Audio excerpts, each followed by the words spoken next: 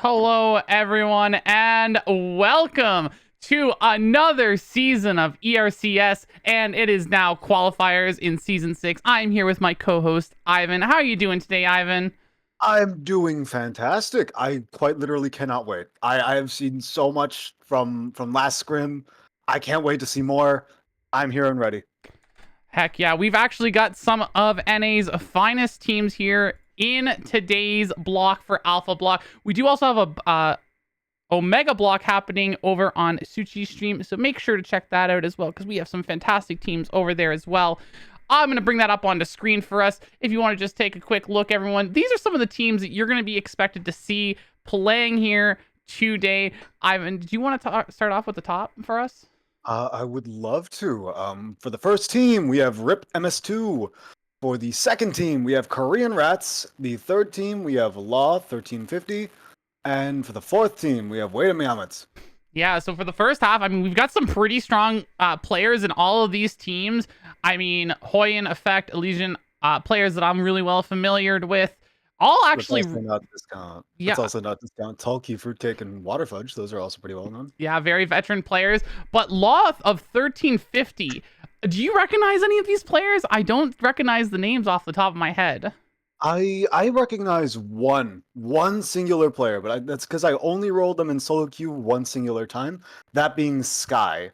I don't know how to pronounce that name, but the third member of Loft 1350. That is the only one I know. That is the only one I've ever rolled. I do not know anyone else. Well, I'm excited to see what they bring up as, this is definitely going to be, at least from the caster's point of view, a dark horse in this kind of meta. Then we have Weight of Meowman. I'm quite familiar with a lot of these players as well. I mean, Needlit, a home far from north, Luke player, Iron player. Alpha, I believe, is their Adina player. I'm not sure about Law, though. I don't know much about Law, but I do know a lot about Alfu because I see them way too much in solo queue. They are a lovely Adina player. Well, very good player. I'm excited to see. So Now, yeah, in the bottom half here, we've got Jugo D, Rana, Simba, Clear Day fans, and GSK. What do you think on some of these players from these teams? I think that I recognize the caster I casted with last time, being Orbwire from GSK. I mean, of course, everyone knows Bob and Digital High. They're lovely players. Same thing with A-Not. Great players on Clear Days fan as well. Yeah, and I mean, Clear Days fan, definitely a pretty stacked team with players like that. And I mean, Jugo though with Rizito and Reformed player as well as Seven Strike. I mean, also well-known players. I mean, Rizito, literally the Arda guy, known for Arda. So definitely going to be an exciting match today. Now, let's just talk about a little bit of how qualifiers work. For anyone that's not familiar with this, it's going to be a best of 6 series. And in this here, the top 2 teams of each block, so in Alpha block today that we're going to be watching, only 2 teams are going to be able to move on to the ERCS. So there's a lot of stakes going on in these games. Yeah, a lot. I mean, who do you have your money on, actually? Who do I have? Oh, yeah, who do you have your money on? Who do you think is going to win this? Just some light predictions here. Well, I'm going to say, based on just my feeling on this here, is Korean Rats. I think they have some really consistent players. I mean, Tulky and Waterfudge, I've seen play a lot together, doing a lot of well. Same with Fruitcake. And I mean, Rats, I don't think has been on the team as frequently, but I mean, I saw him in scrims. He seems to bring a nice little extra effect onto it. So that's definitely one of the stronger teams I'm looking at. Otherwise, I think it's going to be RIP MS2, because with Hoyen and Effect and Elysian, very consistent players. And I don't mean to cut at woes. I just, never, I always call the top 3 out. Yeah, that's very fair. That's very fair. I mean, for me, I also say Korean Rats. They're probably going to do really well. I mean, it's expected. They have great players. They have very consistent players as well, and I've seen them play scrims a little bit. They have what's it called? They have a synergy about them. And I'd also say Clear Days fan. That's another team that I'm expecting good things from. Yeah. Personally. Oh no, 100%. And I mean, in saying this here, I mean, we may be talking about these 2 teams as, the teams that, hey, you should keep an eye on, but let's not count out, a lot of these other teams we were mentioning. Because, again, Clear Day fans, I think really, really strong team. Same with Wade and Meowment, Jugo D Rena. These teams all have really strong setups that have been it. Plus, even Team Simba. I mean, Team Simba played in, I believe, qualifiers last season. didn't make it through, but they have gotten a lot stronger since this season's gone from season 5 to season 6. I mean, you're absolutely right. But right now, we can now see the picks as we already see at least a few interesting locks, at least on my end, because there's a Jackie player here. Yeah, I mean, Jackie, definitely a strange pick, not a very common pick in competitive play, but mostly just because it's a character that really doesn't want to play with the team, wants to wait for an opportunity, and then dive a backliner that isn't being protected. And I mean, GSK's comp makes sense for it. You know, you've got Elena, she doesn't care about her team, she plays on her own, and same with Rozzy. You're absolutely right. I mean, those types of characters, they just want to feast or famine.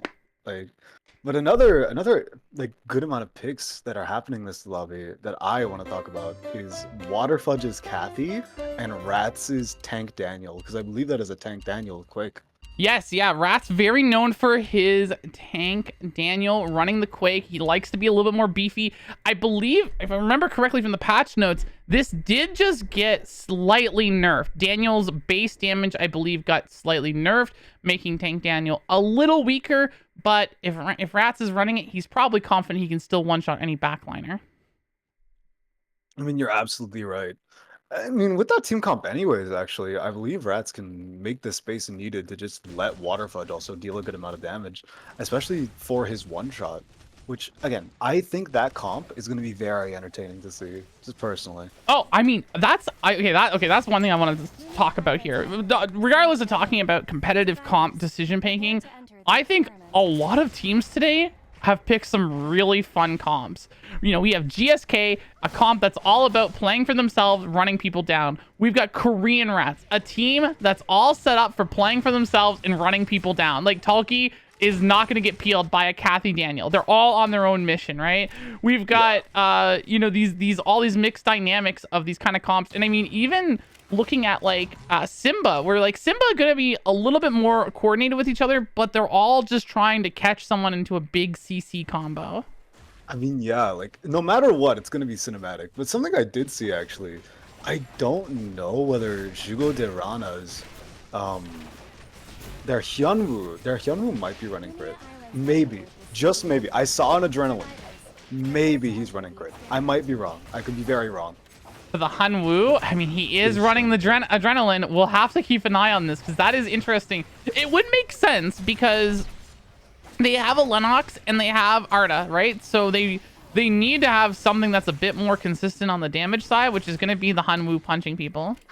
You're absolutely right. But no matter what, this lobby is going to be cinema. It's just going to be entertaining. Yeah. Rip MS2 is interesting to me. So Woe's picking up the Lennox. This comp is Lennox just keeping everyone away, while Hedgen and Tia are just fishing for those kills, because as soon as they catch someone, I mean, we're going to be seeing 5 moment, we're going to see full rainbow, we're going to see massive AoE burst. Yeah, we're going to... Oh. Effect did mess that up, unfortunate, but I mean, it won't slow him down too much. I mean, fine. That's the start of our session here. It could be worse. On the like, as you were saying though, I think Rip MS, like, their comp is just very, very scary for anyone who's not playing a ranged character, just purely for the fact that how do you even approach that? The amount of like stuns, the amount of slows, you get caught with one yellow-blue, or blue-yellow, sorry, you are dead. No, exactly. Now, let's talk about Clear Day Fans. So Clear Day Fans is a new name, but it really always gravitates towards Pybob. Pybob, in every past like season and like scrim setup, he's usually like the cornerstone of the team and how the team is sort of formed around. And we commonly have seen setups along the lines of Lenny and Ekion with his Camillo. But we actually have Xiukai this time. I mean, that might just be because I believe A0 is a very good Xiukai. That might be because of that, but even then, I think it's still like very, very good for Clear Days' fan, like for Pybob, just because the fact that Digital Hyena can do a very, very good job at fishing with his knockups. So there is still a very good chance. Yeah, I think it's definitely the Xiukai is trying to be that happy medium for the team where he's going to be that frontline setup for them so that Chloe doesn't like has an actual tank, but is also sort of that kitten support that keeps Bob doing what Bob loves doing best, as we already see them run down Jackie here. Yeah, it does seem so after all. Again, like this comp is, I would say it's very scary just because, well, Bob, if you don't keep an eye on him, he's just gonna do Bob things in 1v3. But it does seem as though we're already seeing a lot of violence occur. As now, that is a Jackie currently running down the Hyejin on the end of, I believe that is... whose team is that actually? That's that is Law. 1450. Yeah, Law's already lost one member, as we do actually have them now have to back off. But one kill already immediately going to GSK. We're already seeing a few little skirmishes happening quite around the map right now. Yeah, a few teams have already picked up a few early kills, which is very, very impactful for late game. Oh! As North does hit a lovely ER onto Elisan, but Elisan thankfully gets out with a E blink. Yeah, what a great dash away there coming from Elisan. I mean, I literally thought their North might have had that with that intimidation tactic. Just bring it right into that wall. I think if he had bat skill, I'm pretty sure she dies. She might have died. You are absolutely right. After all, that bat skill might have actually been able to maybe confirm Alfu's full combo, which probably would have been the end for Elisan, but thankfully they got out. Absolutely. Let's take a quick look here. Oh. Ooh, we already see Digital Hyena down. It does seem as though that Simba has picked up another kill. Sorry, their first kill on Digital Hyena from Clear Day's fan.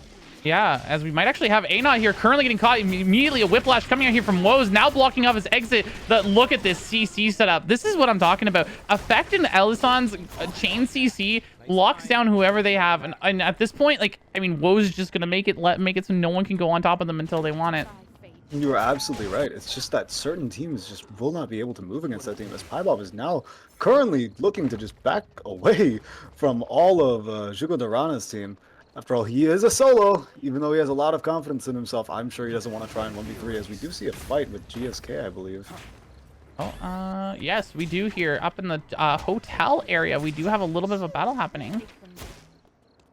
There seems to be a lot of violence in this game so far, as now, with 1350 missing a teammate, it does seem as though Korean Rats does want to just chase down 1350, but it does seem as though they are not going to be able to, as they're hiding from Rhythm. It was a 1350's Hyejin is going to get them away.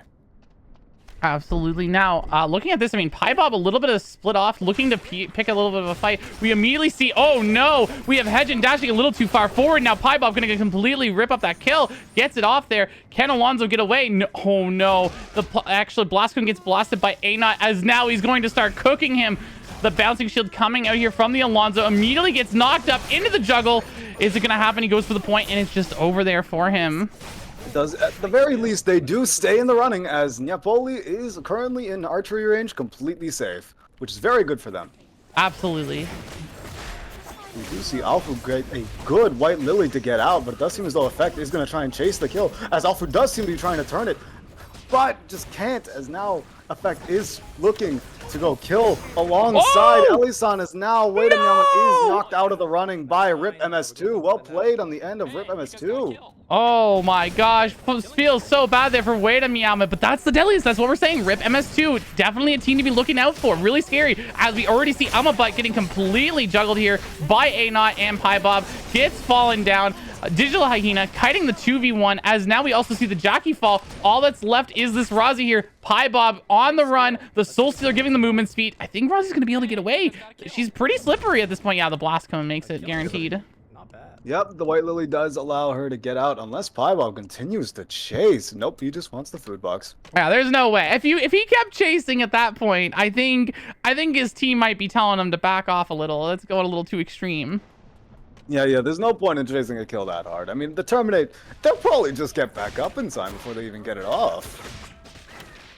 No, well, exactly. That's the whole point, right? Plus, I mean, Rozzy has just as much mobility as Camillo.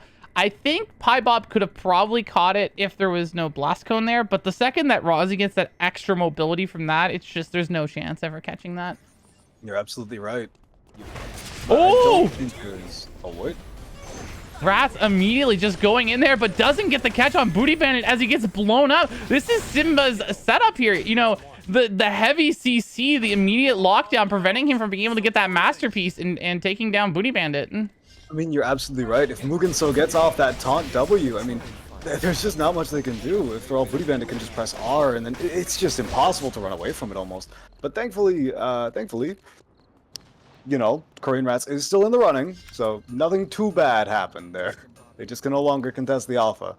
Yeah, hey, you know, that's okay though. I mean, this is the thing. At this point, this is the time to be taking those risks, trying to get some things and feel out the teams, because one, it's early on in the first game as well. We already see the 5 Omen here coming out. The big damage going on to the Hanwoo. The Hanwoo falls down immediately. Rosita with that great gate, getting him and a 7 strike out of there, as once again, we have a bunch of damage coming out here from Team Simba. I will say Mugenso is doing an amazing job with those taunts. Just getting that melee QE is just doing so much for his team. No, exactly. Yeah, incredibly well done on that end for sure. And yeah, oh, we actually might have a clash here potentially happening in Cemetery at this moment. As we take a quick look here, no, it doesn't look like they're going to be actually end up flashing at this point, but it is very possible. Again, MS2 is able to take the pace that they want. So if they wanted to, they could absolutely start pushing that neutral against Korean Rats. I mean, you're absolutely right. After all, literally, I think almost every fight that they decide to take is always in their hands, just based on the way their comp works. They can play aggro if the Lennox decides to like walk forward. They can just play for poke and play back and kite.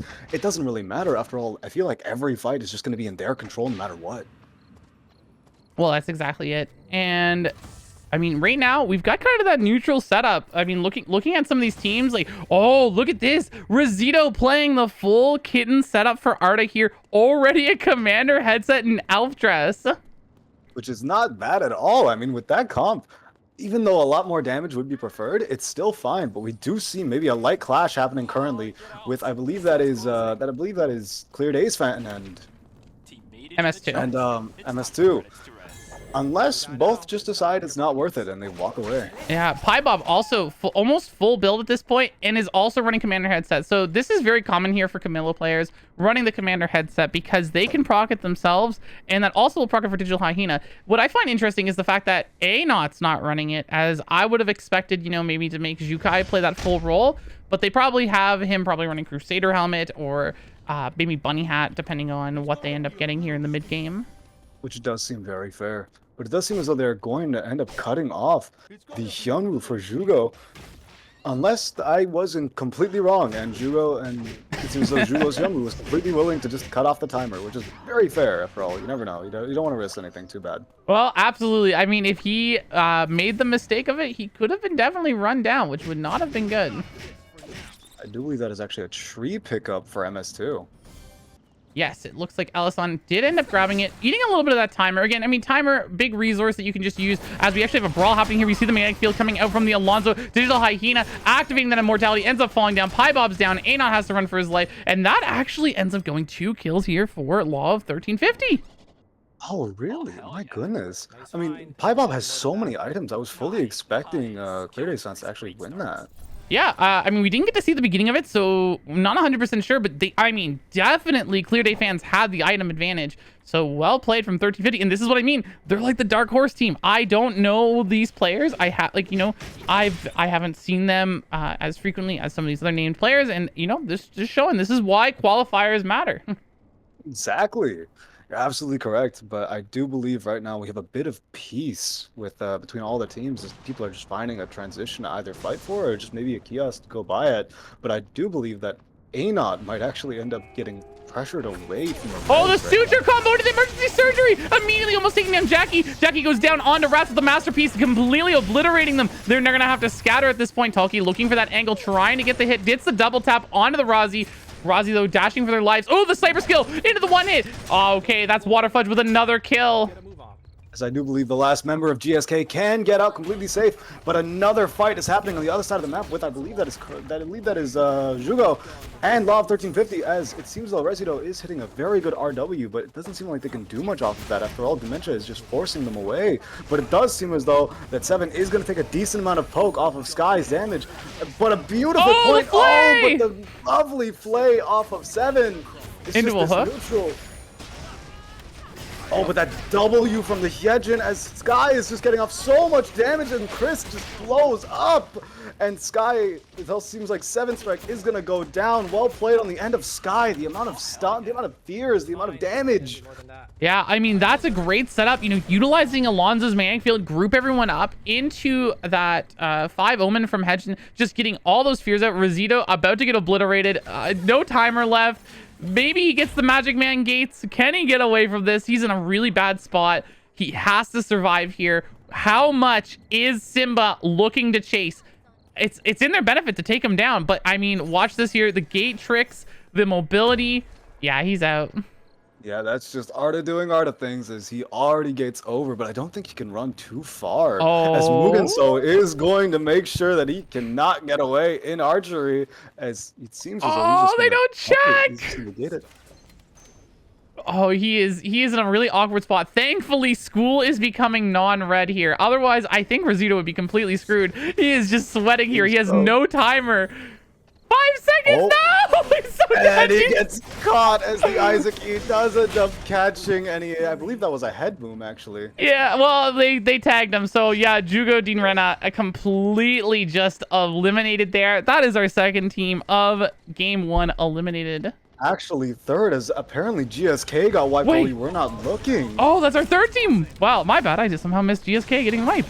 As we do actually have here, oh, Kathy immediately going with that dagger skill. We do see the acceptance speech coming out here from the Jenny as her passive procs. We have Whispers running away at this point. Jenny already falling down. Mugasan now being chased. Again, look at that. Korean Rats eliminating one, but not going to be able to get any others.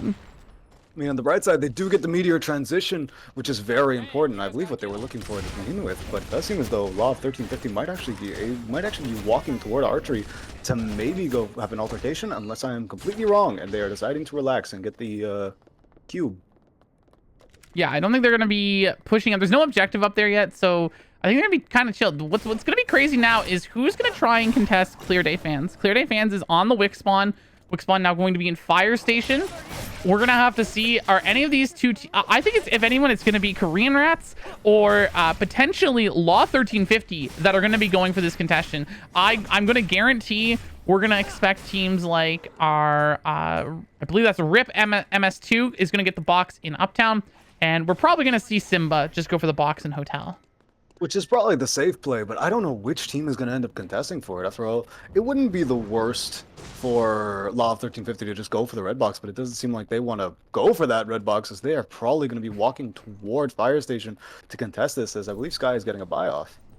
Yeah, I mean, okay, Law 13. Yeah, here it goes. It's going to be 3 teams contesting that, and there is going to be an action in the beach, but let's keep an eye on this Wick line setup, because this is going to be the deciding factors. Oh, wait, let's jump over real fast, as we did see a little bit of contact here. Currently, Simba being run back. Oh, Alosan gets the yellow-blue, but not actually landing that blue. Activates the full rainbow, being a little bit late, as they're going to back off and probably trade boxes here. And here, look at this. We've got, oh no, the biggest problem. Law 1350 and Korean Rats currently stopping each other from stopping Clear Day Fans, as we do have Korean Rats trying to put a little bit of pressure onto A-Not. A-Not Soul Stealers them out. They already got the Wick line. They got the red buff. That is it. That's the problem when only 3 teams contest. Exactly. I mean, because no matter what happens, if one team decides to go for the other, something bad is going to happen. Oh! It's Water Fudge. It's a lovely suture into the emergency surgery, chunking A-Not to half HP already, as Papa is looking to do something, but it doesn't seem like he can. And Nina's also down. This is quite literally looking more to the favor of Korean Rats, which is why Clear Day's fan is clearly walking very far away from that. Yeah, I mean, good call. Run that red, burn that timer, and just get out, because they were definitely in a bad spot in that corner. But what will happen here with Law 1350 as we get the point come out onto Alonso and coming in here onto the Chloe? We do see big damage. The 5 Omens from Sky coming out here into that fear. Look at Piebob going down. The Duende comes, but actually Alonso falls first. Rozzy now running for their lives. The Soul Stealer being initiated, and that's going to be elimination of 1350 going down to Clear Day Fans. Ibob just running directly on top of that backline, making it so that they can't get away. But it does seem as though Booty Bandit is going to notice this, as they prefer not to fight the Wick team with the blood, so they are walking in the opposite direction. Oh, for sure. I mean, I don't think any team wants to fight Clear Day Fans at this point. They are currently leading in kills. I mean, okay, to be fair, MS2 probably will want to fight them. But look at this. A-Not, the only member on the team without items right now, but does have that Soul Stealer too, and they have False Oath too.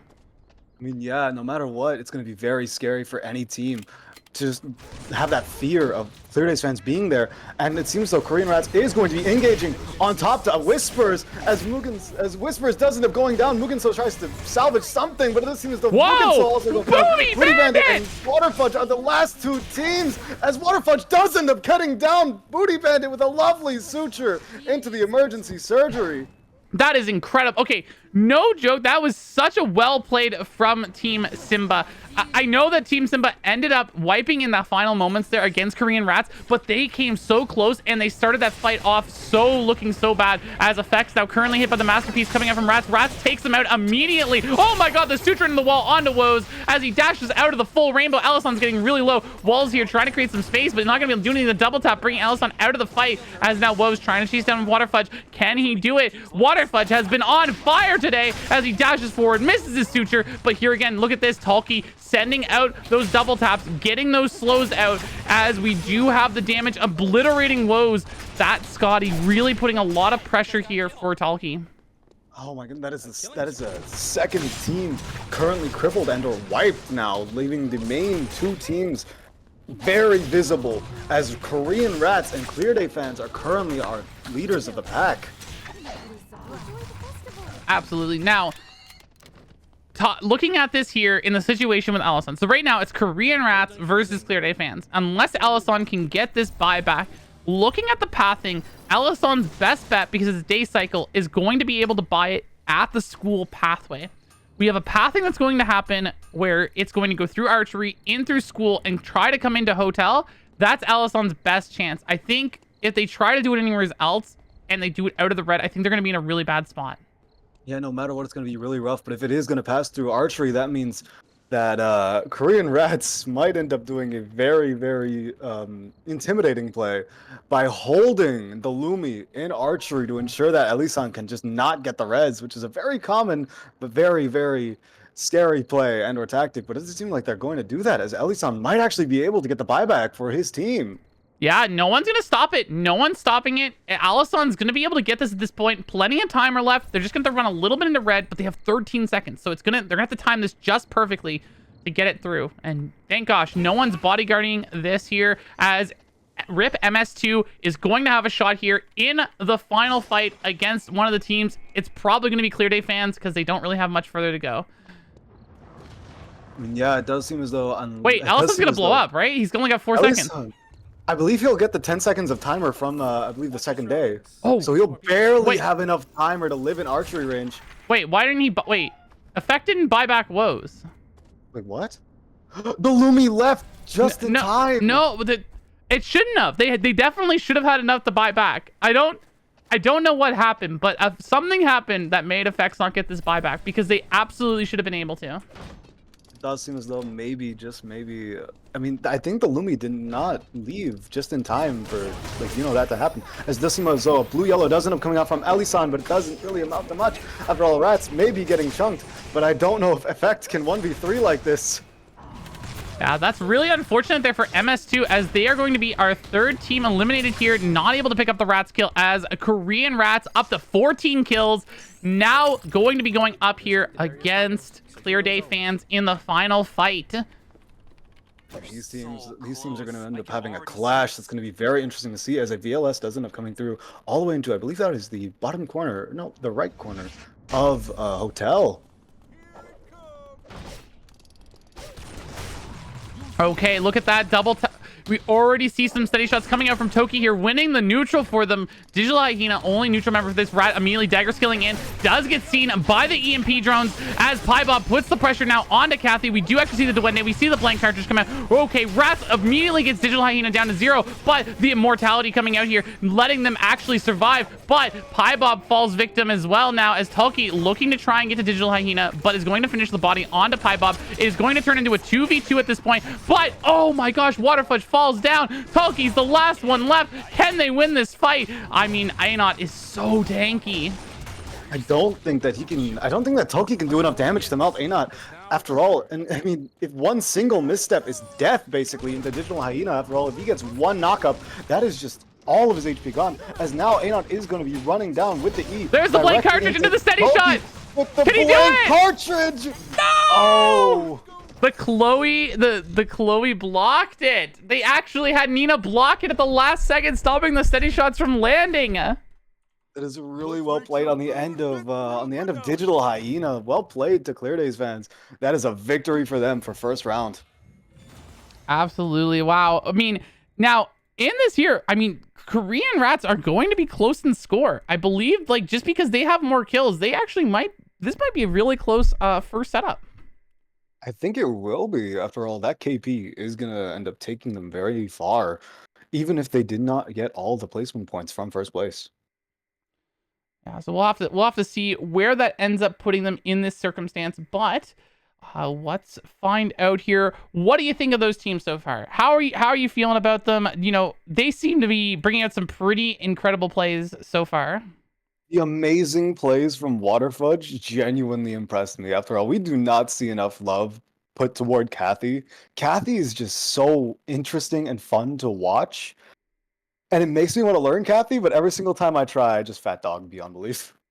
Yeah, well, I mean, that's the big thing with Kathy, though. It's like I feel like it's either Kathy is going to single-handedly run these fights, control the lobby for the team, and I mean, Waterfudge did that, or they're going to do nothing, and that's nothing against the pilot.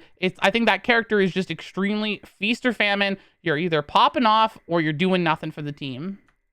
I mean, you're exactly right. It's a similar case with the Jackie that we saw this lobby, where sadly they were not able to run this lobby as they were knocked out early. I believe they were our second team knocked out. I do believe so. Yes.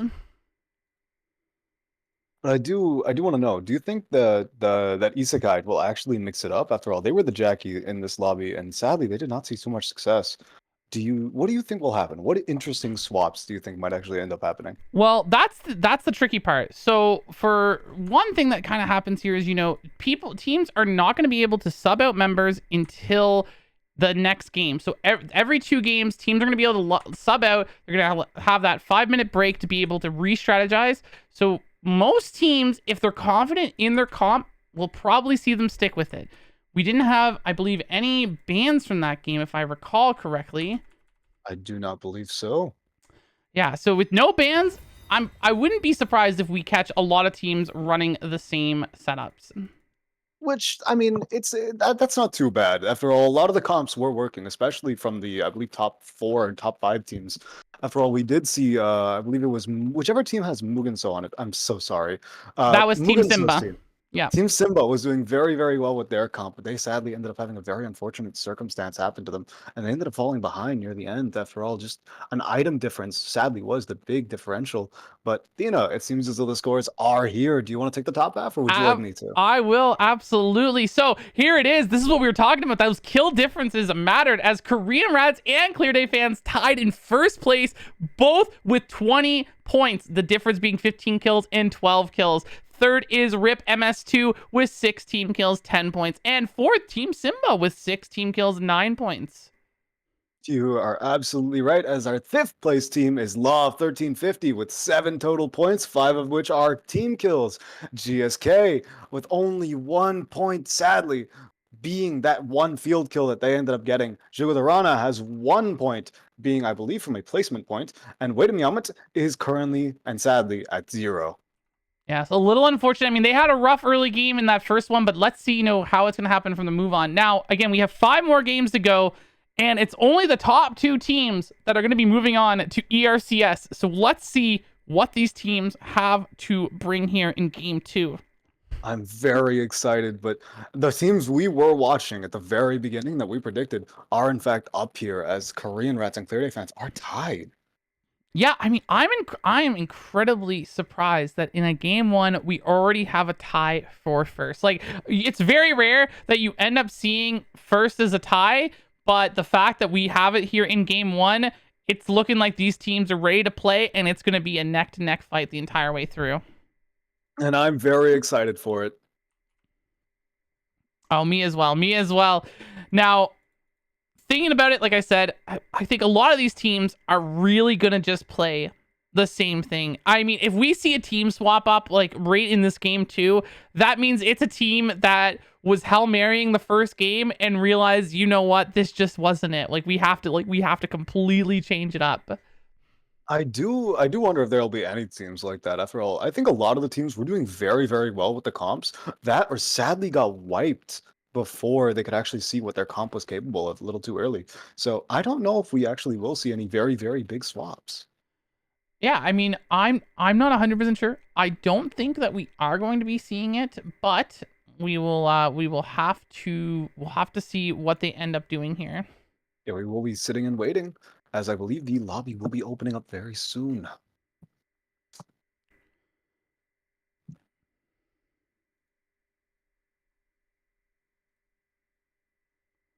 And yeah, let's So love that. lobby's not here yet, so we got a little more Yeah, time. is that really much? I mean, Tina, how's your day been? My day has been pretty good. I have mostly just been vibing, really, getting ready That's great. for the big day here of qualifiers. So busy day for me. It's very, very fair. I'm gonna be honest. I was scrambling right before this. After all, I almost forgot what time was this was happening. So I didn't even get my water prepped right before this. I had to do that midway. Oh, well, that's not that is that is always a classic thing here. But that's why we're always on the ball here. We're always on point as we're jumping into game 2 and have our proper setup. So taking a quick look here, let's see what we have for team comps. And I mean, we already see with Wade and Meowment looking the same, I believe. I don't think they had Sabami last game, did they? No, they did have a Tsubame last game. Again, we sadly didn't see too much of them. So yeah, we did not get to see the Tsubame or the Adina from them shine too much. But it seems though Simba and Korean Rats are going to be keeping the exact same comp alongside Rip MS2. But the biggest swap up that I am noticing is Paibob, Aina, and Digital Hyena completely changing everything. Yeah, wow. Okay, this is interesting. So Jugo D Rana running 7 strike on the Adela, being a much more catch comp now instead of a front to back.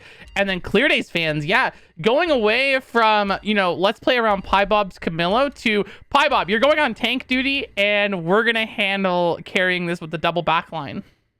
I mean, yeah, that's going to be very interesting. But something I'm even more interested in is whether or not Aina will be able to, like, how fast? How fast do you think he'll be able to get all those broadcast stacks? Well, it's hard to say. So the tricky part is that the most common Martina strategy is that you don't finish build, you die, you get recon, and you go and get your scans, which works great in a solo queue environment because whatever, who cares if people get a couple kills early on, you get your broadcast super fast and you're in the fight ready to go. But in this kind of format, giving a team a point just to get a scan is a huge risk. So we'll have to see how Aeon handles that. I mean, yeah, I do want to see what they're going to be able to do with this Martina. After all, Martina, when she has her broadcast stacks up, is probably the scariest ADC in the game. And maybe that's just me, but I'm going to be honest, when I see a Martina R aimed directly at me, I panic a little bit. Yeah, I mean, no, absolutely. I mean, Martina is one of the most scariest, burst ADCs in the entire game, where they're able to just pick a target, full combo, instant kill them. So if they let A not get powerful, he's going to be a huge force to mess with. I mean, yeah, I'm very interested to see what will happen with Clear Days, especially considering they swapped up literally everything.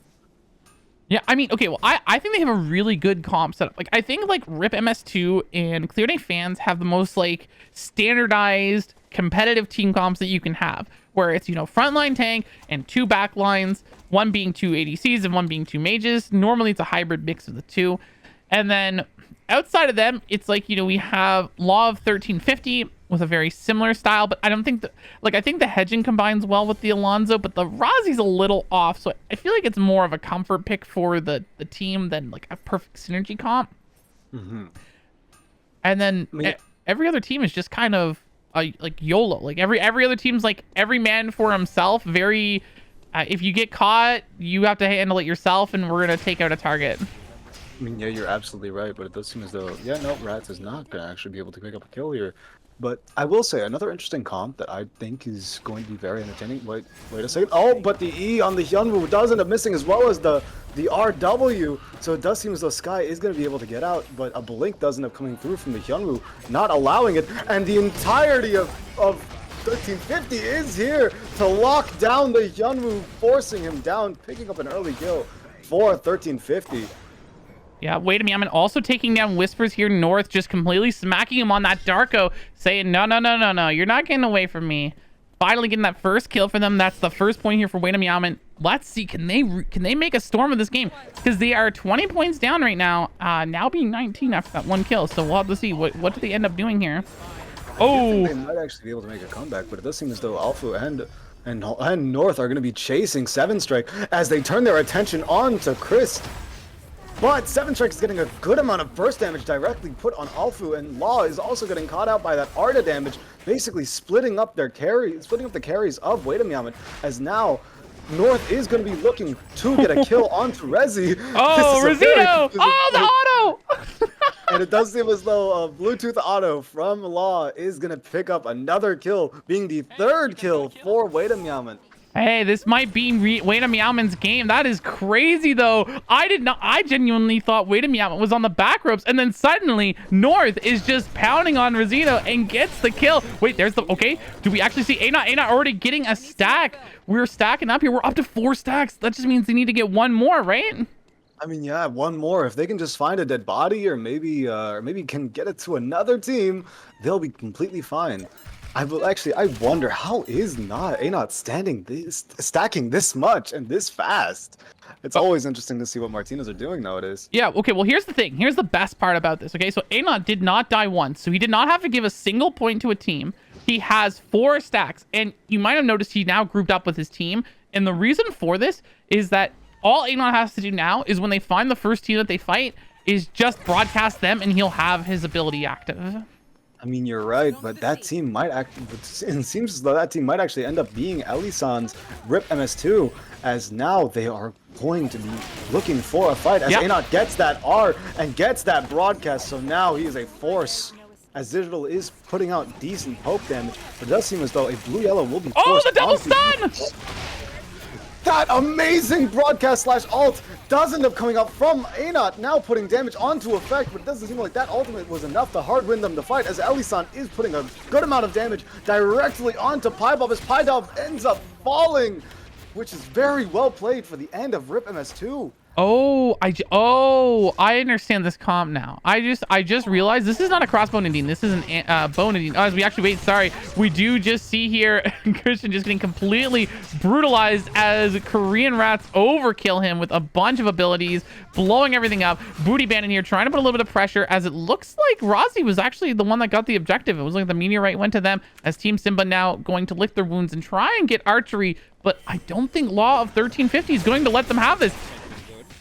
Okay, yeah, here they come. We're going to be looking for the fight, as we do see Hedgen immediately start to go in for that dash, but does not take it. Mugasan looking for the back here, going for that taunt, goes in the parry. We do actually get the taunt here, as, Whisper goes in for that pull-in, but does not land it. Booty Bandit, though, doing tons of damage. The acceptance speech coming up for the zone actually cancels the magnetic field, as we do see Whispers fall down, as the third party coming in here from Rosito's team, as, oh my god, the wombo combo, the forking. We have 3 men down. Kills going left and right, 2 going to Jugo de Rana, and Law of 1350 now running away with 1 member left.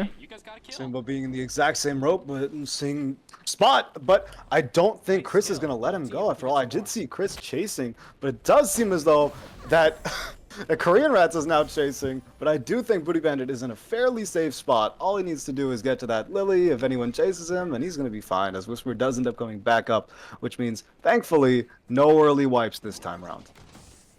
No, exactly. Hey, that's what we want to see. I want to see a day 5, 8 teams alive. That'll be crazy here, as Woe's already immediately trying to put a little bit of pressure here on to Christian. We see the double box coming out from Rosito.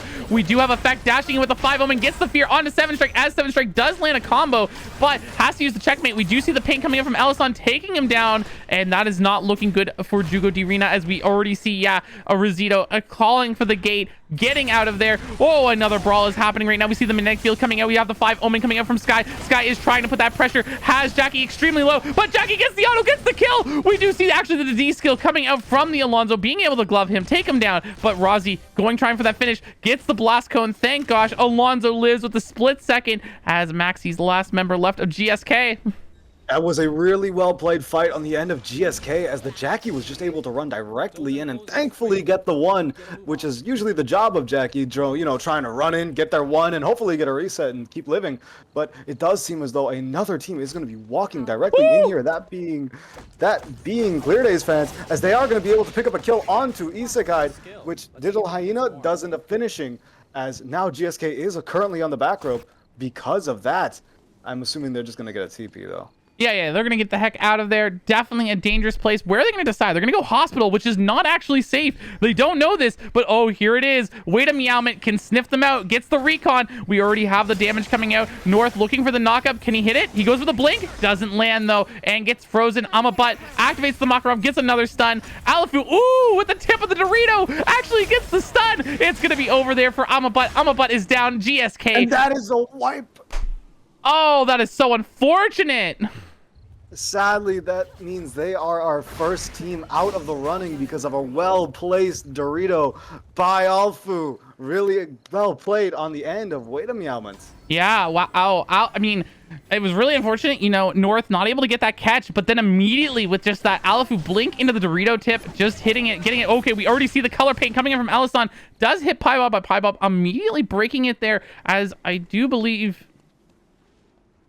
I don't know how he broke that immediately. I thought he had everything. Actually, whoa, a 7 strike taking a ton of damage here. Actually successfully castles over the wall, as we do see Christian now falling. Woes gets the hook, misses the blue Viper though. The checkmate coming in from 7 strike as he also falls. Rizito going for that gate, running for his life. Which he can, which means he maintains his life. Thankfully, Jugo does not end up as the second team out of the running, but it does seem as though Simba and I believe that is Wait a Meowmit are currently looking to see each other. Yeah, absolutely. We're going to be fighting for this meteor here. As we real quick though, if we just take a quick look, we actually have a fight happening right now. Alonso going at that point onto Waterfudge, activates the bouncing shield, as now he's taking a ton of damage. You know, his team trying to put a little pressure, but no, they immediately just sacrifice him as he activates the mag field. He needs to die right now. If he didn't die there, he might have actually been costing minus 200 for his team. Which would have been very, very bad, but it does seem as though that Wait a Meowmit and I believe that was Wait a Meowmit and Simba are just going to be exchanging transitions. Never mind, as Whispers is looking, and it does seem as though he might be getting caught. No, he is not. As thankfully they get out with their transition. It does seem as though Digital Hyena is going to end up bursting Resident, as Christian is now on the back foot, running for his life, but Anot is not going to let that happen, as Christian does end up going down, costing a minus 200 for the end of Yugo. Wait, I'm almost positive that Christian hit the blast cone himself and sent himself backwards into the enemy.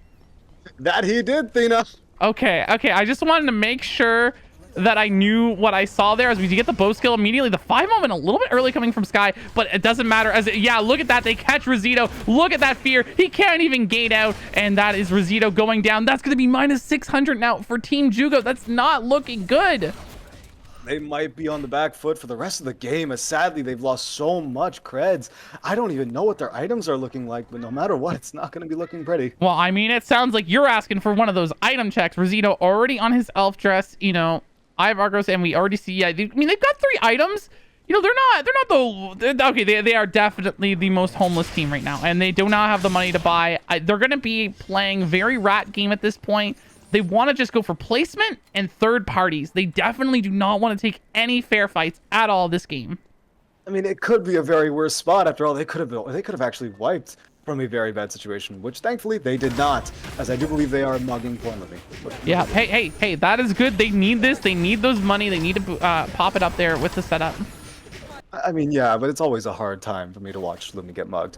But it does seem as though Piebob is going to be fishing for a good W onto Law, but thankfully Law spaces it well enough, as I do believe Wait a Meowmit and Clear Days fans are just going to be backing off from each other. But Mugenso does thankfully dodge the W from Woes, as it seems as though 4 different teams are all posturing to fight each other at the moment. Yeah, I mean, we have 4 teams right now all wanting to fight for this Omega. We're going to have to see what happens here, because, like, right now we already see, you know, Rip MS2 currently in the Omega, about to fight potentially Wait a Meowman as the other teams have backed off here. Let's see what happens as Woes goes for that fishing, doesn't land it, does actually get huge damage. The Ghostlight proc coming up from Alpha. We actually see the ping coming from Alizon, bringing North down to half HP. The trade half and half on the front lines as we look for the yellow paint. Here it comes.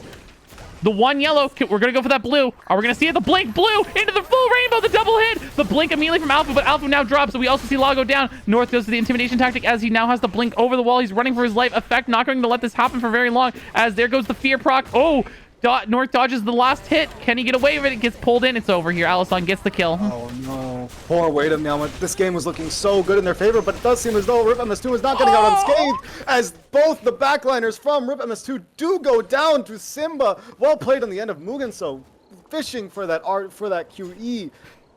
I mean, that's how you got to play it sometimes. And again, I think Team Simba has a really good setup of getting to objectives slightly late. They don't like to take that fair fight against these teams. They know there's more teams around and they'll come in a little bit later and then, you know, take that third party. And it's worked for them really well in these fights. And that's kind of what I think Team Jugo's got to do. Okay, wait, here comes the Queen. Are we going to see it land? 7 strike? No, does not take it. I mean, it's Alonso. Definitely, you know, you'd have to break the shield for that to happen. I mean, I think it actually could have happened if the RW did come out, but whether or not, the what ifs don't matter right now, as MS2 does end up chunking out. Oh my goodness, MS2's effect does end up going down early, as Digital Hyena does end up getting traded by Mugenso, as Mugenso is chunking out Pybob, and Booty Bandit is also chasing him down, as I do believe that is another loss for Clear Days fan, but they do not wipe, as Pybob gets out just barely by the White Lily. That is incredible. Well played from Pybob. I mean, Team Simba really was trying to capitalize on those kills. And I mean, I think Woes is still going to fall down here. Whisper's not going to let this go away free. Oh, he misses the grip. He's even got Racing Suit. Definitely a setup to try and chase people down. Oh my gosh, Team Jugo, what is happening here? They are going to have to take a TP at this point. Which is going to be sad on their timer, but thankfully they still are in the running. No, as Waterfuck is looking for a suture, and a big ultimate from the emergency surgery is now Toki's steady shots are slowly melting, but thankfully 7 strike does get out in exchange for Christian's life. Okay. And now, oh my god. Oh, actually, and then never mind. rats! Rats! Okay. My god. Not gonna lie, I gotta say, I think this is Waterfudge Kingdom here. Waterfudge is playing crazy today. His Kathy is on point, and it's really striking up here for Korean Rats. I mean, you're absolutely right. Waterfudge is playing out of his mind in this lobby, but sadly, I mean, thankfully, actually, no, very thankfully, Jugo is still in the running, very much in the running. But they will be losing more. I mean, we already knew they can't be taking any fair fights. They were playing really well trying to get away, but they just had a big head up with the whiplash coming out here. But oh my god, the damage coming out here onto Woes. Woes almost down already, but we do actually see the full Rainbow Illusion actually taking the kill. Waterfudge getting the kill on effect. Talkie gonna fall down here to Alisson, and Alisson now being the dominating factor, forcing Waterfudge away. Little unfortunate there for Korean Rats, but man, MS2 is just doing incredible today. They are just on 11 kills game 2 so far, and they are leading the pack right now in points. And ooh, that's a great hook into Whiplash onto Rosito. Rosito now down. All that's left is 7 straight. This is like a juggle of nightmares for Team Jugo. I think that is minus 1,200 for them. Is it 1,200? I think they're like 1,500. Man, they're like minus 1,400 or something. It's crazy. It's very much sad for them. I mean, it wasn't even looking that bad. They actually have 2 KP, which is not the worst. No, for sure. Oh my gosh, this fight happening up here as Whispers does actually successfully escape over the wall. We see the acceptance speech coming. 3-man charm from Booty Bandit from the acceptance speech, immediately taking down Naipoli's Razi. Oh, but Mugasan falls down to Sky. Sky getting out these big hits. You're gonna now go in for aggressive play, trying to set it up. Alonso trying to get the pickup, and they're not gonna be able to stop it. This is not good. Yeah, this is definitely now looking good in 1350's favor as Korean Rats looking to sneak around. Whispers activating that Tonfa does fall down as Waterfudge and Rats pick up that free kill on Sky as he plays a little too aggressive, not realizing there was teams still around. That was very scary, but it does seem as though a few more teams are in this area, which means no matter what, they have to find a way out through the TP. But it also seems as though Pybob might actually be fishing for a W onto the members of Korean Rats, but thankfully they're intelligent enough to know how to space it.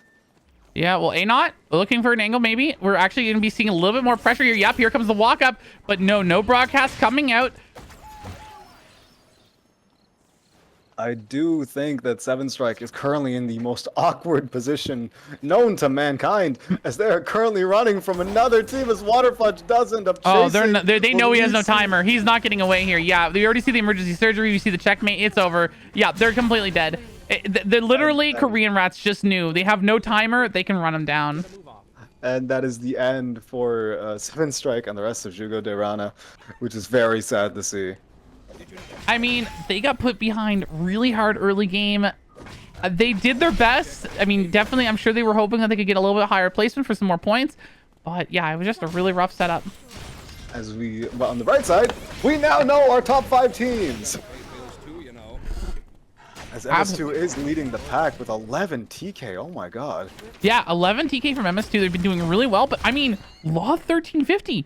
8 kills right now, playing really well. They've got double bloods on Sky. You know, they had a little bit of tuffle there in police in Fire Station with the third party coming out, but I mean, they are doing really well on these fair fights. How are they going to handle this late game? Because right now, okay, here's the biggest factor.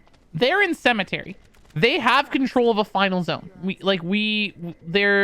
going to be in a zone that is most likely going to be final. So that's pretty good for them. They could slowly push in through pond, but they could just be safe here and wait for a team to gravitate. As, I mean, we have a lot of teams right now juggling in this top side. I mean, in all honesty, if I was a part of that team, me personally, I'd just say stay in Cemetery. After all, it's better to just confirm your own home zone and stay in Cemetery and hold that. And just, you know, maybe place traps across entrances, maybe some cams. No matter what, they're in a spot that allows them to just stay ahead of the rest of the lobby, just purely off of positioning alone.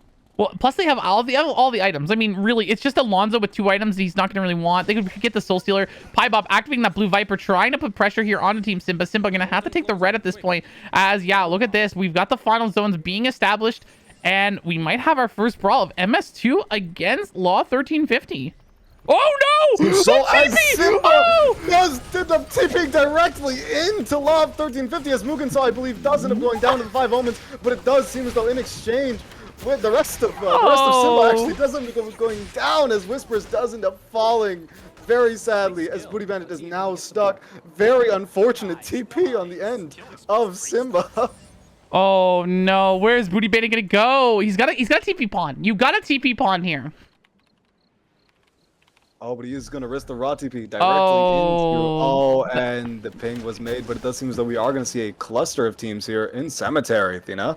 Yeah, I mean, this is going to be a full-out brawl here. Oh, no, Alonzo doesn't realize. He just walked into a bush by himself. His team's not there. He activates his bouncing shield. He activates the Soul Stealer. He's going to take a ton of focus. He actually gets the stun onto Tolki. He gets pulled into the wall with the suture there from the magnetic field. Comes out, but it's not going to be enough. Tolki's does actually fall down. It's now a 2v2, the range versus the assassins. Who can win? Rozzy immediately gets hit by the masterpiece. Gets tons of damage by Rats. Rats does have to dash out as he now runs into the other team. Alisson blinks in, immediately hits the blue. Doesn't hit the yellow, though. He goes in for the red. Does get the kill. That's now another kill. Alonzo does get picked up. Effect activating the 5 omens now. Does get pulled back from Sky. Sky really putting a lot of pressure here.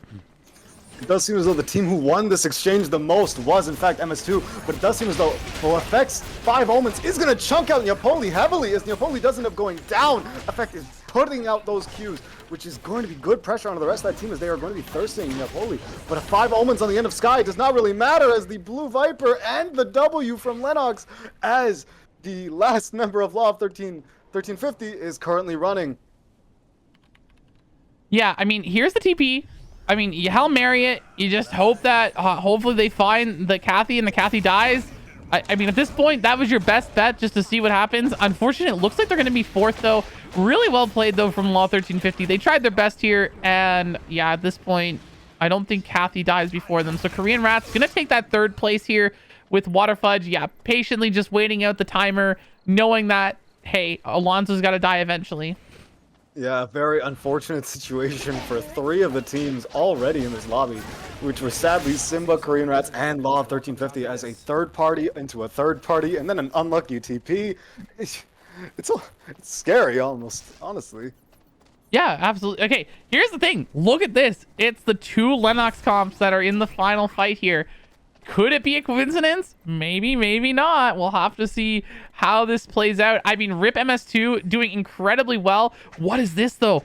What is going on? Effect taking the flank, going in full way back right now while his team stalls it out.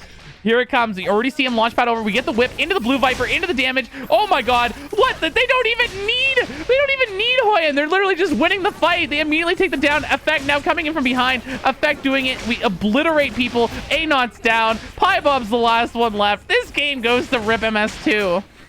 My god, Rip MS2, well played on their end. Honestly, again, this comp is almost scary because as long as Elisan gets a good yellow or a good blue, like an almost scary amount of damage just gets dealt to anyone who gets hit by it, whether tank, squishy, or bruiser. All of their HP is just gonna vanish.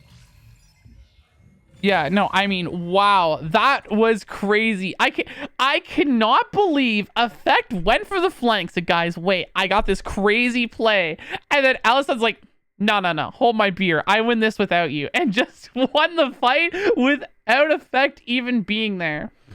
And honestly, that was probably the scariest part. Like, Elisan is, that's just proof that Elisan is probably one of, if not the best tiers in NA.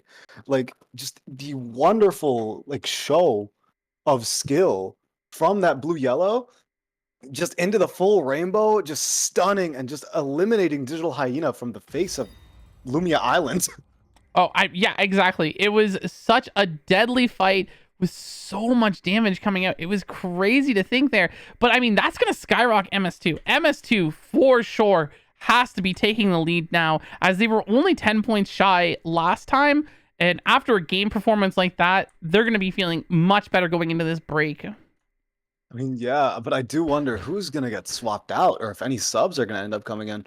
After all, we were not seeing the usual 3-stack from Wait a Moment, which was, I believe it was Needlelight, North, and Alpha, which is the usual team. So I wonder if Needlelight will end up coming in for their team. Yeah. But Thena, would you like to take the top half of this scoreboard or would you like me to? Absolutely. I definitely do think that we'll definitely see some swaps out. But before we go on our break here, because we'll have a 5-minute break right after this, let's talk about our score. So Rip MS2 has 25 team kills, 37 points.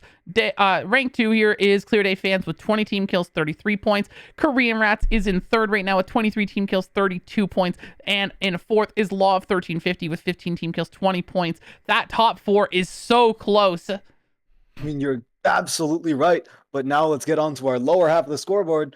Simba at 14 total points with 9 TK, and Wait a Moment with 4 points and 4 TK, with Juga Durana at 4 points total and 2 TK, and GSK being at 3 TK, but sadly only 2 points. I'm assuming someone head boomed in that lobby while we weren't paying attention. Yeah, I believe GSK got head boomed in game 1. We just missed it there, and it was just being adjusted now. So that might be the reason for it. But everyone, that's your scores here going into game 3. We'll be back here in 5 minutes. So thank you all for being here, and we will be back shortly. Get some water if you need.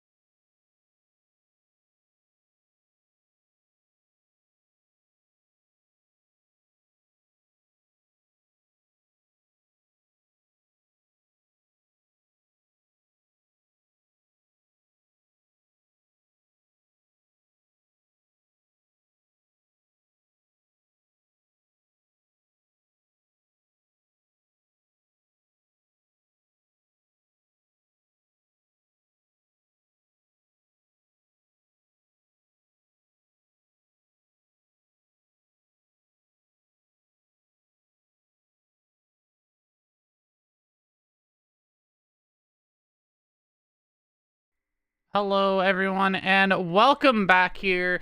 We are now going into potentially game 3 here, best of 6 right now in our alpha block for qualifiers.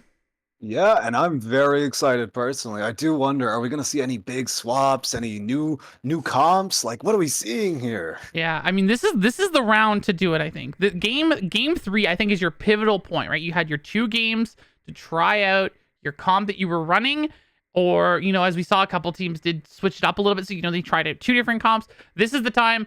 Are we going to switch with a player? Is there a player not working out well with the games? Or are we going to need to change up the comp completely? And I think that's what we're going to see here in game 3. I do wonder what swaps will end up coming through though. After all, I mean, like the biggest one I wonder if it's going to happen is if they're going to put Bob back onto his Camilo or if he's going to be staying onto the Lennox. Well, I'm not already hovering here. So the one thing that was interesting about Clear Day fans, that I think reflected in their score last game, was they had Ampo Nadine, which meant that they were playing off of Anot trying to set up a broadcast and getting stuns into an Ampo shot through them, one-shotting whoever they hit. And I think the problem is that it's so heavily reliant on hitting the target. I mean, yeah, you're absolutely right. After all, Nadine Q, I would say he's probably the skinniest skill shot in the entire game, only being contested by most likely Lennox W. So I do wonder. Actually, no, we are seeing Bob stay on to the Lennox, which you must be very excited about. Yeah, I mean, Bob, love to see it as Lennox, and I mean, I like this comp a lot more for Clear Day fans. I mean, they've got the Adriana, they got the Zahir. This is much more. I mean, it's still got the similar situation where like they have to land their abilities to get the kills, but they have way more to throw out, way more consistency than preying on the amp bow hitting the skill shot. You're absolutely right, but it does seem as though that a lot of the other teams, I don't think anyone swapped out a player here now, did they? No, we do not have a swapped player, but we do have some comp swaps happening, right? So we've got a few different factors. We've got Simba currently having Whispers now on the Hedge and Booty Bandit on the Heart, which is interesting. I wonder if the Heart is to try and stop a team like Korean Rats, where they're more dive heavy.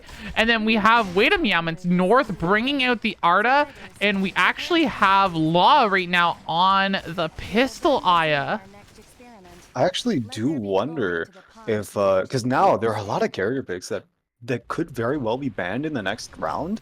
If anyone desires to like swap onto them and get the character banned, I'm surprised we have not seen anyone try that.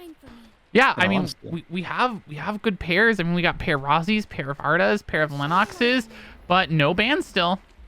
Yeah, like we have a lot of pairs. Like what I'm surprised about, and is something I've been told very many stories about, but sadly, I surprisingly sorry, I don't see much of, is like target bans, where when you see a pair like that, you just pick that character and just say, hey, I'm locking this character for a round. If I perform bad, that's okay, because that character is no longer in the running. I'm surprised we don't see that here. We haven't seen that. Well, I mean, you got to think about it this way, okay? Is if you like, let's say for example, we ban the Lennox, so that would probably be the most common thought process right now, because that would make MS2 and Clear Day fans, which are both teams that are currently performing, to have to change up their comp. But Lennox is such an easy character to swap out. You could just pick a different tank. It doesn't really affect much. You're absolutely right. But actually, wait, Dino, my eyes just caught something. We're actually seeing a Hyejin ban next round. Oh, you're absolutely right. There is a Hyejin ban, which actually, funny enough, I bet Whispers did exactly what you said. They probably did do that to ban, because Whispers is the one that swapped up the pick, which now puts, Sky in an awkward situation. Okay, 7 Strike, I think it just died twice now. Yeah, this is just their first death, as it looks like they went down against Wayne Meowman, as Wayne Meowman now trying to beat up Anot in a 2v1. Bob coming in with Digital Hyena, turning it into a 2v3. Can they get Anot? No, they get double juggled with the Whiplash into the hook. That's going to take down North. North's down. Alfu's down. But thankfully, the last member of Waiting Meowman is still alive, as Chris does try to end up turning this fight, but misses the E on Sky as Chris also goes down. That being a kill for, I believe that is Law of 1350. Yeah, Law 1350 getting that kill. Running the Mai after the changes, which is interesting, is I mean, there's a lot of people that are up on the air about the change to Mai. She had her Shaw Veil get nerfed, mainly because of it losing the 16% defense increase when you use it, because you just lost that flat defense increase. Which must be a very big loss, but this thing was a 7 strike. Might end up getting cheesed as a member of Rats, of Korean Rats, does end up coming in, and that being another death for 7 strike from Jugo. Yeah. Ooh, we do have a little bit of a brawl here. But activates the Makarov, doesn't land. Water Fudge taking a lot of damage right now. Jackie activates the Soul Stealer, running in. The blank cartridge coming out into the emergency surgery, just taking him down. Rozzy now running for their life, does get hit by the double tap, but not going to be able to fall down, as Umbutt going to escape as well. Yeah, I mean that was a very rough fight for, I would say, Isekai, which is the Jackie on that team overall. A single blank cartridge could be the very end of your entire existence on Jackie into that team. Ooh, wait. Oh, wait, he missed the check.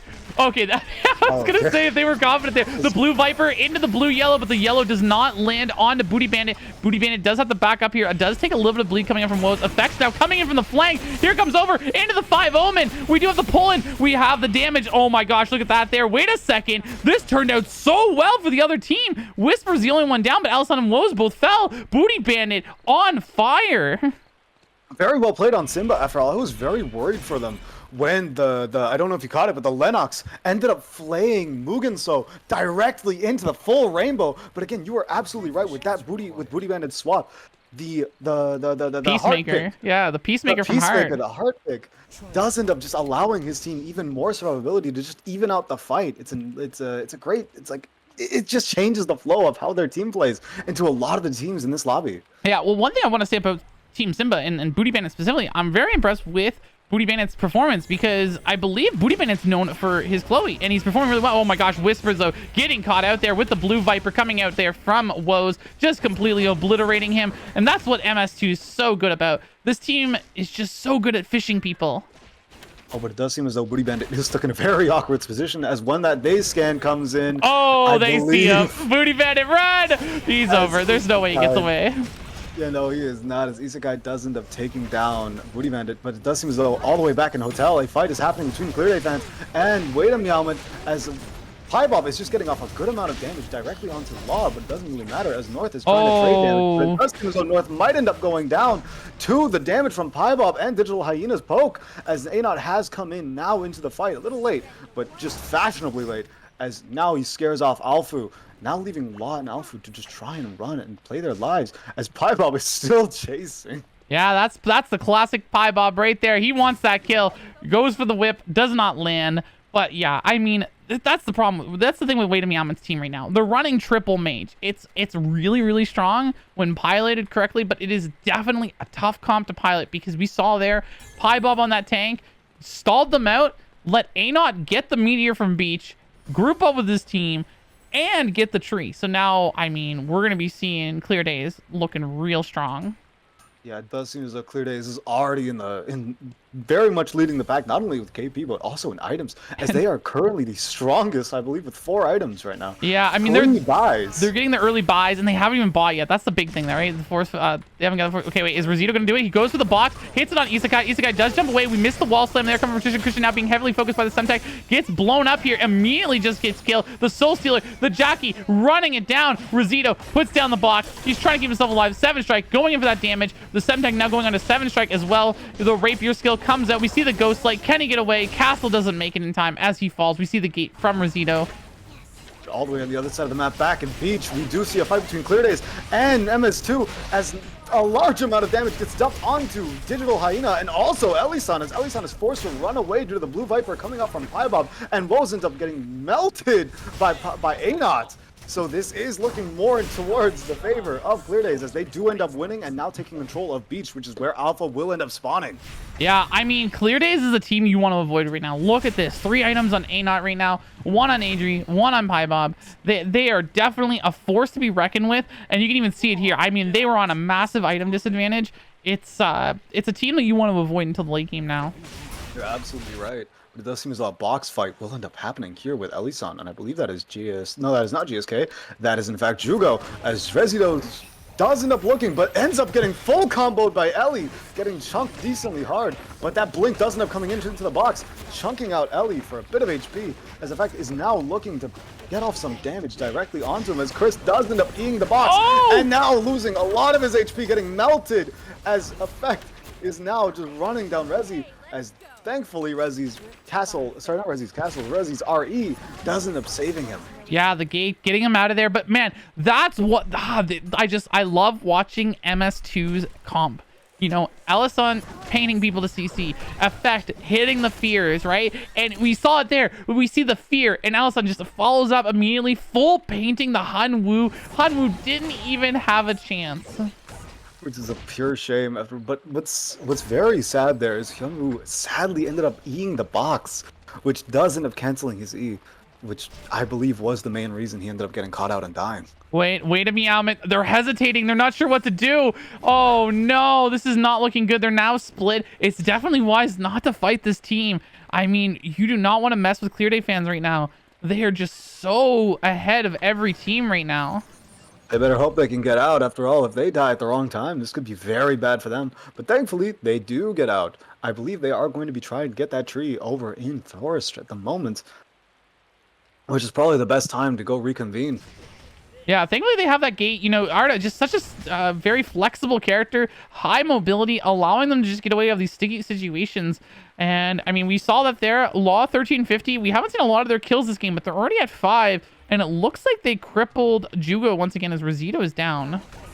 Does seem so. But I think a fight might actually end up happening between, I believe that is MS2 and Waitemyamet, as Waitemyamet's North is already moving toward the tree, which is going to end up getting contested by at least one team. Oh, it's not looking so good as we actually have Anot walking up here. He does hit the damage. Can he, okay? Alfu's about to go down really low. We see the whip. We do see the cubes coming out, putting out a lot of damage, forcing Digital Hyena back, which is definitely good here. The IS split from them. North's just got to get away at this point. Oh, the pathing is just sitting him in a really weird spot there as he has to force his blink immediately, uses the gate, gets hit by the Blue Viper, but I mean, that early on, one hit's not going to cause much. Yeah, thankfully, I do believe they actually got that tree. Yeah, they did. He did get the tree. Which is very good for them, but it does seem as though MS2 is going to come over and catch out North with the blue yellow into the full rainbow. Oh, the but gate! He dodged it just in time with the gates! This is looking so bad for Waitemyamet, though. They are in such a terrible spot. The two strongest teams in the lobby, sandwiching them right now, hunting them down as Alfu trying to run for it. Can he get away? No, Ellison now getting that paint, showing him that he's the next masterpiece as they do get their buybacks. Minus 400 for them.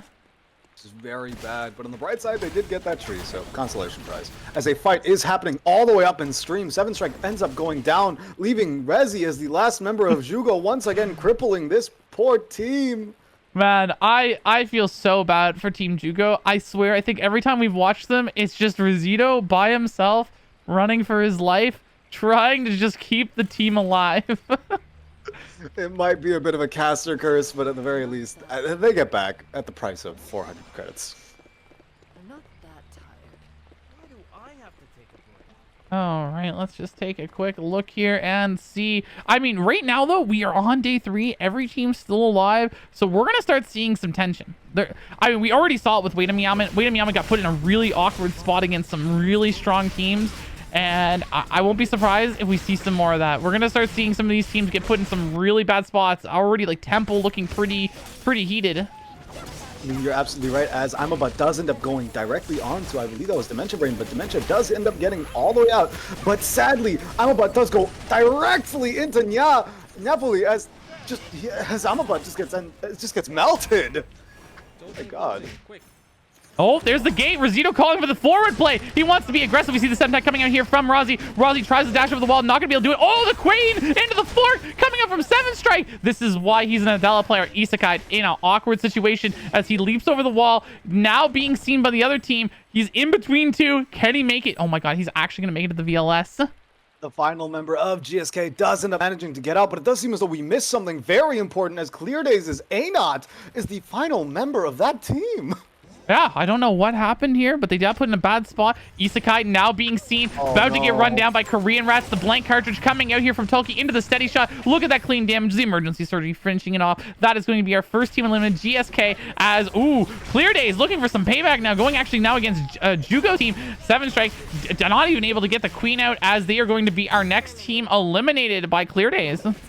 That is our 2 first teams out. Sadly being Jugo and GSK.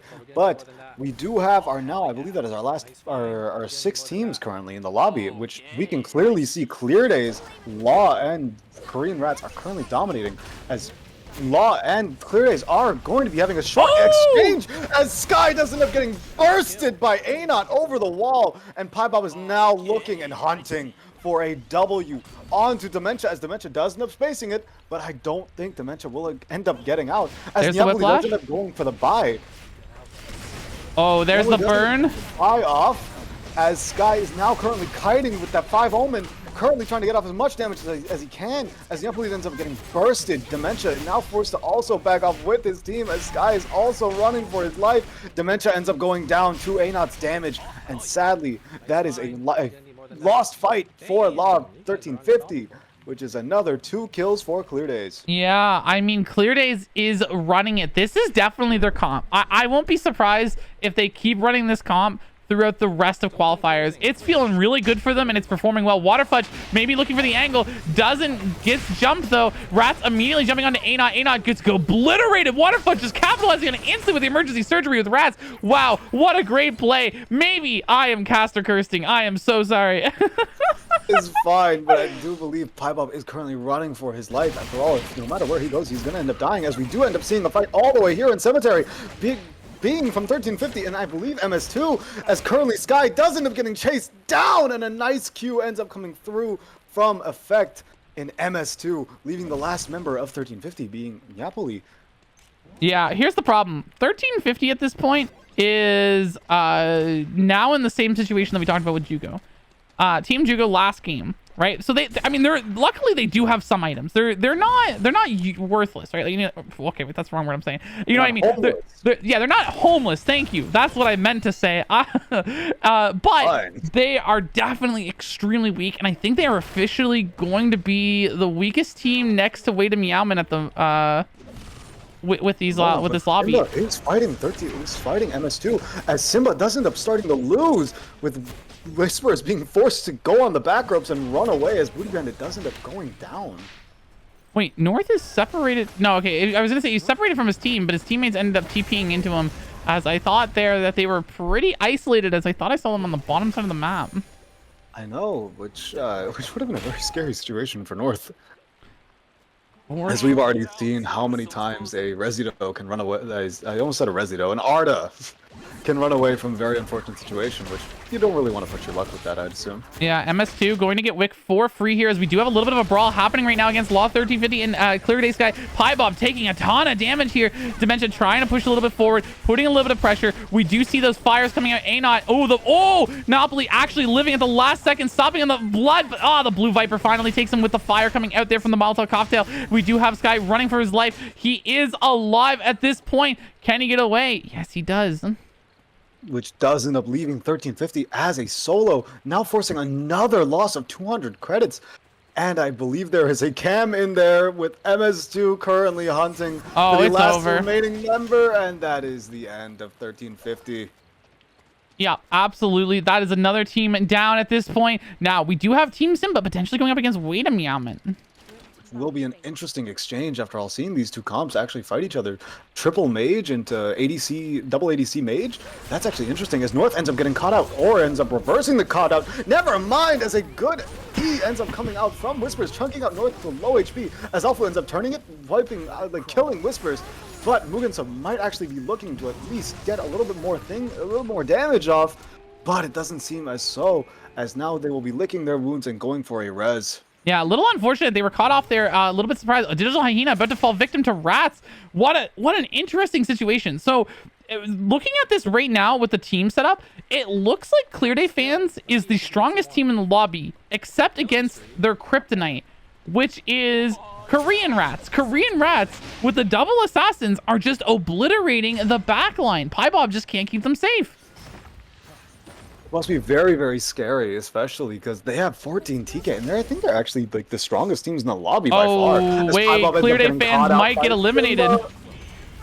Oh, That is the Pybob. end of Clear Day. Oh my god, the combo.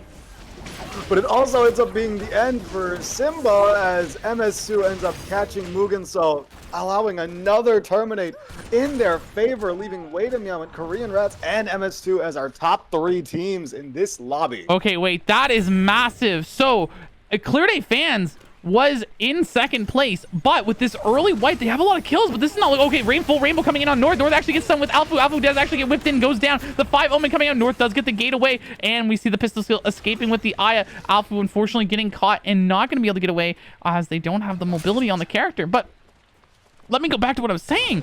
We have a very crazy situation right now. So the top 3 teams are MS2, Clear Day fans, and Korean Rats. And we can see right now with the kills on the board that this makes sense. But with Clear Day fans falling in 4th place, or no, 5th place, actually, 5th place, this is going to tip the scales in Korean Rats' favor, where, you know, they were only 1 point behind Clear Day fans. I mean, yeah, but it also does seem that MS2 will also be catching up and into the top 3, or at least maybe even getting into the top 2, especially if they can get this win. Well, no, MS2 is in 1st place right now. They're at 37 sorry, points. Yeah, I'm sorry. yeah. So with MS2, they're just skyrocketing their lead. They're playing so well this game that they are definitely going to be skyrocketing themselves in a very comfy 1st place at the end of this game if they win. You're absolutely right. I'm so sorry for losing track, but it does seem as though MS2, as you said, will be cementing themselves into into 1st place. Sorry, with especially if they get this win. No, exactly. Now, looking at the teams, I mean, we definitely know Wait a Meowman's in an uphill battle. I don't know how they're winning this. So the reason why I bring this up is that their team, Triple Mage, one of my favorite comps, by the way. I love Triple Mage. It's super awesome to watch here. But I think they had to go against Korean Rats. But Korean Rats, with a double assassin, definitely has the advantage. Because they can just one-shot the back line. And I don't think they ever can beat MS2 because Lennox is just going to be a force to be reckoned with. And both Hedgen and Tia are easy characters to get catches with. You're absolutely right, but it does seem as though Rats is going to end up getting directly onto North as North ends up falling down to the emergency surgery alongside Alfu as now Law is running for his life, but I don't think he'll end up getting away. Actually, no, he does. I mean, it doesn't matter at this point. They take 3rd place. Good attempt, though. Hey, they get their placement points for it. But, I mean, we just watched there. That was a massacre. The dagger skill coming in from both Kathy and Daniel, obliterating them like they were paper. That is what I mean. It's like that was the best team for them to fight because if they miss their engage, they can get the counter dive. But, I mean... No, that does seem to be the end of Wait a Meow. Thankfully, no head boom. Absolutely. Now, look at this. Korean Rats, if they can win this fight, they actually tie MS2 in kills, which will make it so that MS2 actually is not that far ahead. This is crazy. This is going to be a really tight game for the top 2 spots. Okay, whoa, we immediately see Woes with the hook. W ends up coming through by Woes. But no position for them to follow up here. I mean, Woes fishing again. We see the dagger skill coming in from Rats. We get a grid whiplash, immediately stopping him from engaging. As Effects trying to keep Kathy at bay. You know, Waterfudge looking for that angle. Tulky doing a great neutral with the steady shots, trying to do the double taps and putting that pressure in.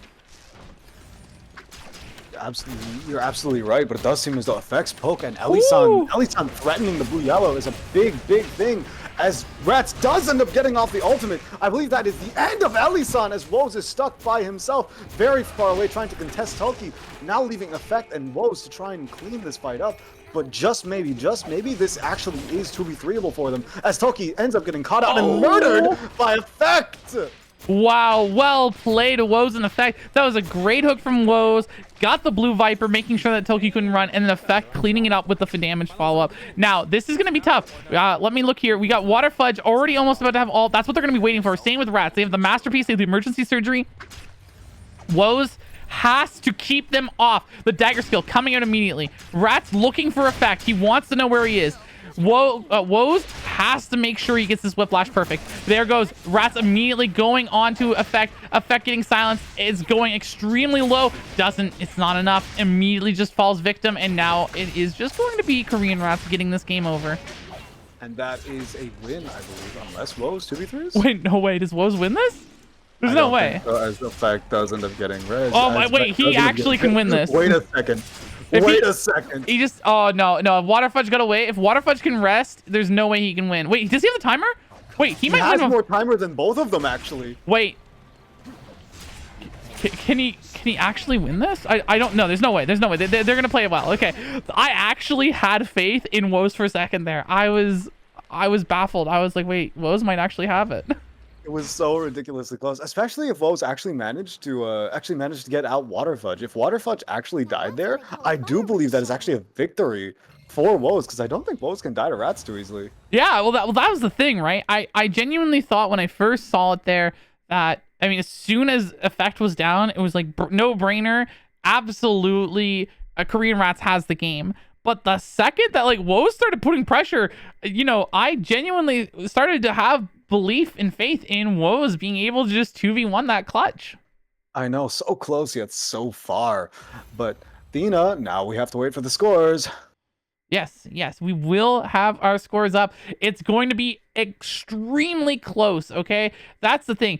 Before this round, Korean Rats was only 5 points away from MS2, and Korean Rats got first place and is only 1 kill difference, which means that they are going to be neck and neck when we get these scores up.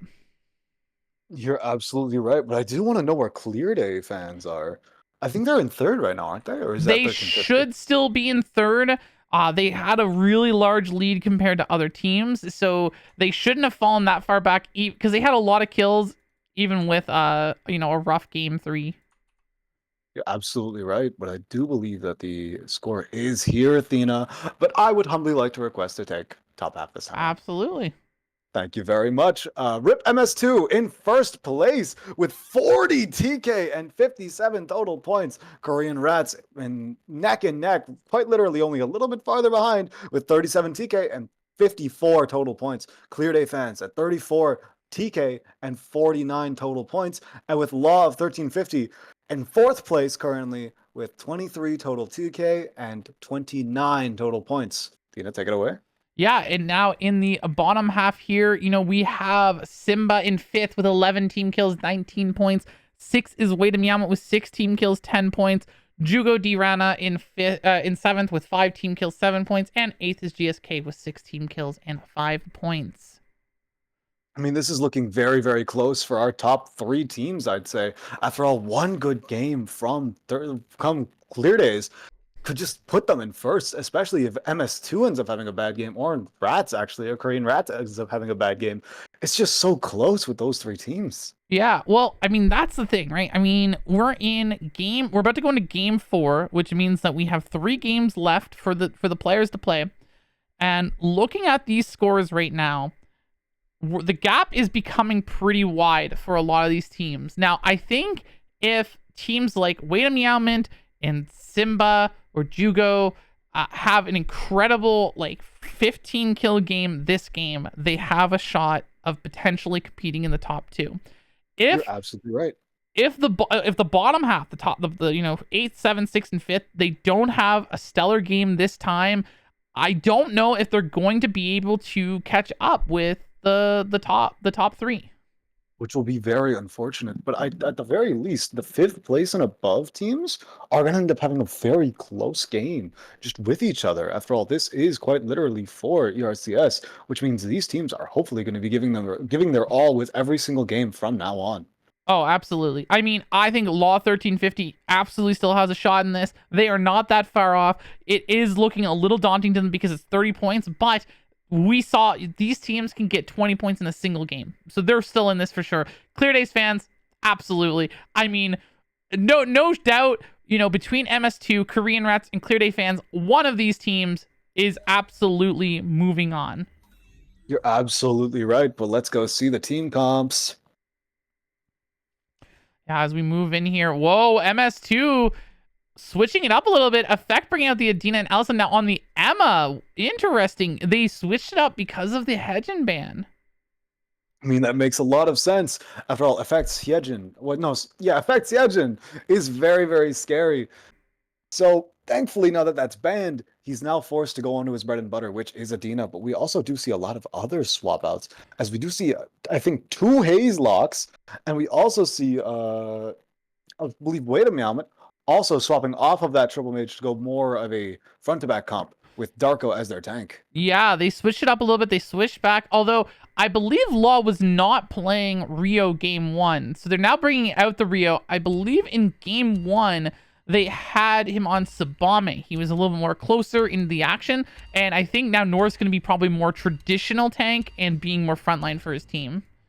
Absolutely right. But for Clear Day fans, we actually see Anot. He's been flexing his champ pool this entire series as he's whipping out his 3rd unique lock in the game in this series so far, actually. Yeah, now on the Haze. Again, another great comp. Really strong traditional front back with Mage and ADC.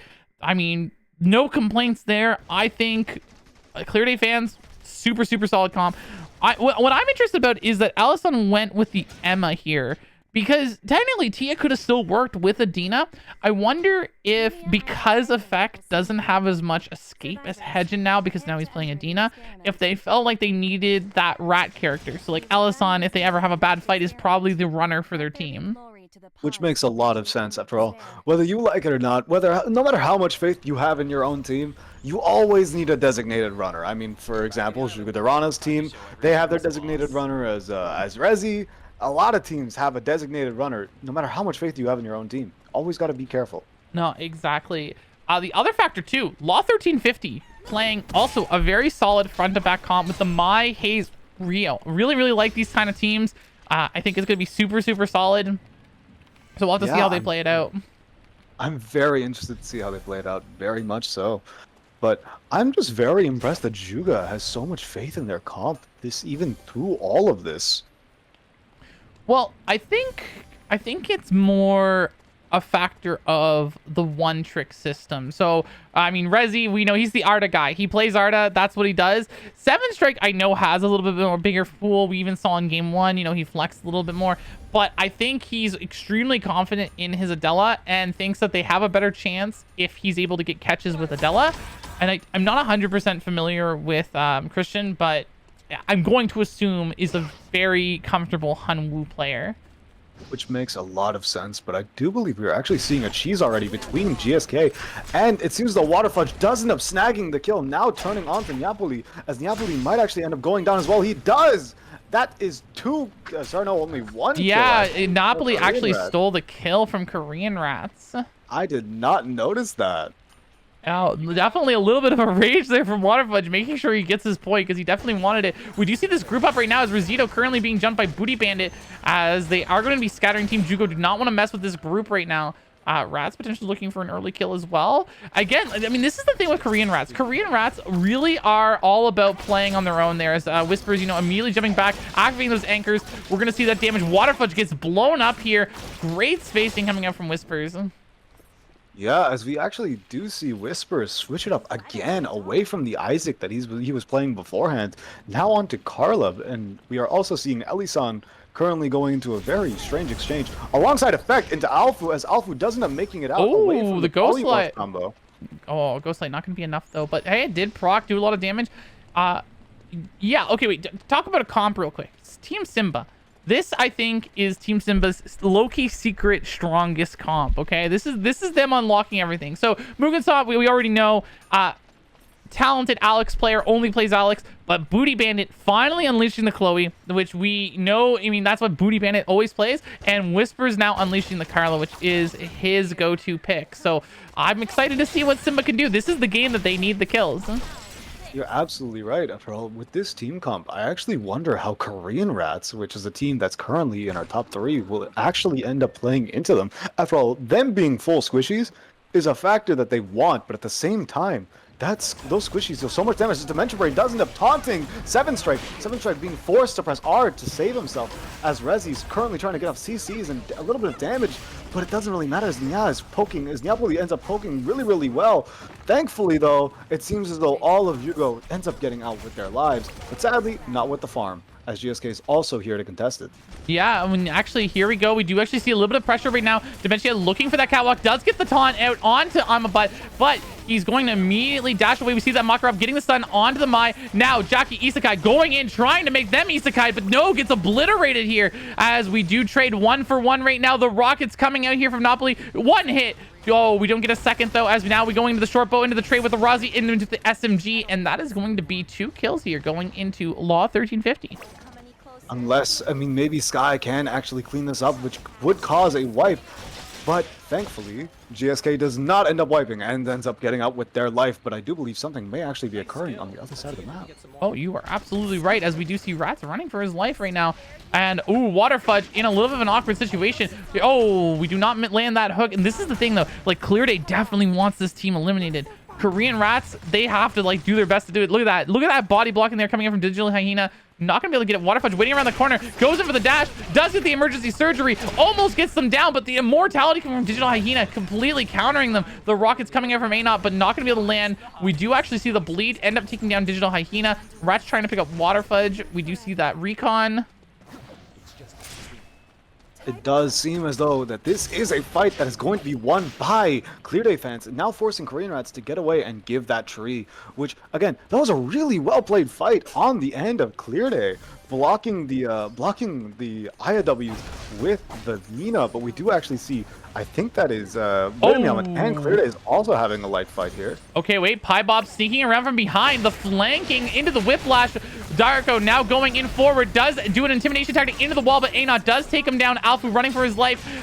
We have Law running now. Last member left of Wait a Meowmit. A-Not smells it, going to take him down. That's going to be our first team eliminated, as Wait a Meowmit, 1 kill eliminated here in day 2. Very unfortunate, but I mean, it's what are you going to do? They're fighting Clear Days, but it does also seem that Simba is going to be fighting Law of 1350, as Effect is also looking to end up getting involved with this chunking down the damage! All the way down to 1 HP and getting him out, which is going to be 2 people down, I believe, for I believe Law of 1350. Yeah, they lost 2 members there, getting a little bit of a third-party moment, but Whisper about to get blown up here. We see the Polymorph into the stasis, blocking Booty Band's damage. The Blink from Woes into the Whiplash, into the hook. What obliteration! Thank God Mugasan now running for their life, as wow. This is crazy. This MS2 showing us why they want to be in ERCS. Yeah, I don't even know why we bothered even doubting Ellie Sans Emma, as they get a good pick on too. I believe that was Whispers, just taking Whispers out of the fight at the very beginning. No, exactly. Yeah, just obliterating him, setting him up. But hey, I mean, looking at these teams right now, the good news is, look at this. Team Jugo still in it to win it right now. They've got the elf dress. They've got that elegant gown. They're a little bit operational. They are not homeless this game. Can they win this fight? There's 3 teams here. Team Simba in a bad spot. Christian looking for an angle. A-Not shooting at those rockets. Does have to dash away as Rosito puts out the box. Big damage. We have Chloe on Chloe action. Digital Hyena versus Booty Bandit. Booty Bandit actually gets juggled here by 7 Strike. Goes down. Digital Hyena now on 7 Strike. 7 Strike activates the checkmate. Does do some damage as they do blow up Pie Bob. That leaves A-Not as the last member of Clear Days, but thankfully A-Not was able to get his one, allowing him to stay in the running with Clear Days, actually getting Mugenso down in the process, which is another pickup for them, as it also seems like on the other side of the map, we have Lumi getting mugged. Yeah, wow. Okay, well, hey, I mean, looking at that, I mean, good attempt from Team Simba's Mugasan, as if they were able to win the one, they do successfully eliminate Clear Day fans, and that is a team that you need to get out of here right now. I mean, yeah, if they get out early, that's actually going to open up a lot of positions for everyone else, as they are currently, I believe, one of the scariest, if not the scariest team in the lobby, as Whispers does end up getting caught out by the Elena and sadly ends up falling. That also allowing Booty Bandit to maybe also get chased, but thankfully Booty Bandit makes it out with his life. Yeah, a little unfortunate there for Whispers. Does end up falling victim to that, but luckily it happened on night 2. The biggest factor that's going to happen here right now is teams recognizing what teams are what and taking them down. Like Booty Bandit here right now in a really bad spot, about to fall victim to Law 1350. Because if... Oh. No, I was gonna say, it seems like this first 2 days are not going in the favor of Simba. No, but I think they have to take these risks. I mean, it's not working out for them, showing, and I mean, Law 1350 is doing fantastic right now. 8 kills, leading the kill track, but they have to take these risks. They are in 5th place. They are 40 points behind first. They need a good game here. They need good kills and good placement so that they have a shot in the last 2 games. You're absolutely right, Thina. And I mean, that's the thing, like, you know, like a team like Wait a Meowment, unfortunately, where they now are at 11 points going into game 5, I don't think they have a shot here to make it into the top 2, which is a little unfortunate, based on that kind of result. You're absolutely right. Very sad to see. I mean, that's what happens when you get an unfortunate early terminate. I swear that temple, that place is cursed. That temple tree is cursed. Absolutely. Temple is like the worst place to contest. I always try to avoid it because everyone wipes there. Okay, there comes the queen from 7 strike. Doesn't land. We do see the catwalk coming from Dimension with the earthquake. Does not land. We do see some boxing from Rosito. He's trying to, you know, put on a little bit of zoning pressure. Here comes another queen. Are we going to see it? Here goes for the Rio. Oh, no. He hits the 2-man into the floor. Okay, Hun will immediately slam the wall. The checkmate coming out. Team Jugo is on fire right now. It's now a 2v2, though. We have Milo. We have Rio trying to put pressure onto Rosito. Okay, what can happen here? We do actually end up seeing Sky getting the wall slam, but actually backs off at this point, not phasing the 2v2 as Team Jugo is on Rain right now with 4 kills. Big battle in Temple, the place that we call is scary. Isekai trying to get Anon. Does actually get his 1, but Amabut is down, and that makes Maxi gonna have to leave. You're absolutely right. Well, my goodness, the amount of fighting happening right now is I think we're actually seeing another fight over with MS2, unless I may be mistaken.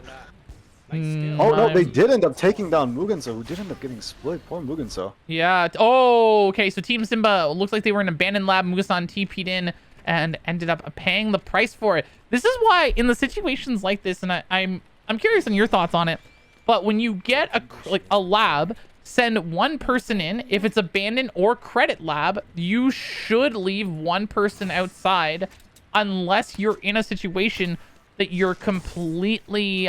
like, you have to TP randomly. You're absolutely right. I mean, it's a very... Again, I think a lot of people have said this, and I don't know if I share the opinion personally, which is, like, Abandoned Lab should have a recon to let you know where teams are, which, of course, would make it a lot better, but I don't know. It used to. They got rid of it because it was a little too OP. Everyone was using it just to get a free TP that was super safe. You're absolutely right, but it does seem as though we are seeing a fight here with Clear Day and Korean Rats as a W does end up coming out onto Tulki, but it doesn't really matter as Waterfudge ends up cleaning up Anot, and Digital Hyena ends up going down to Tulki and Rats, leaving Bob to just run away and clean up whatever, get whatever he can out of this.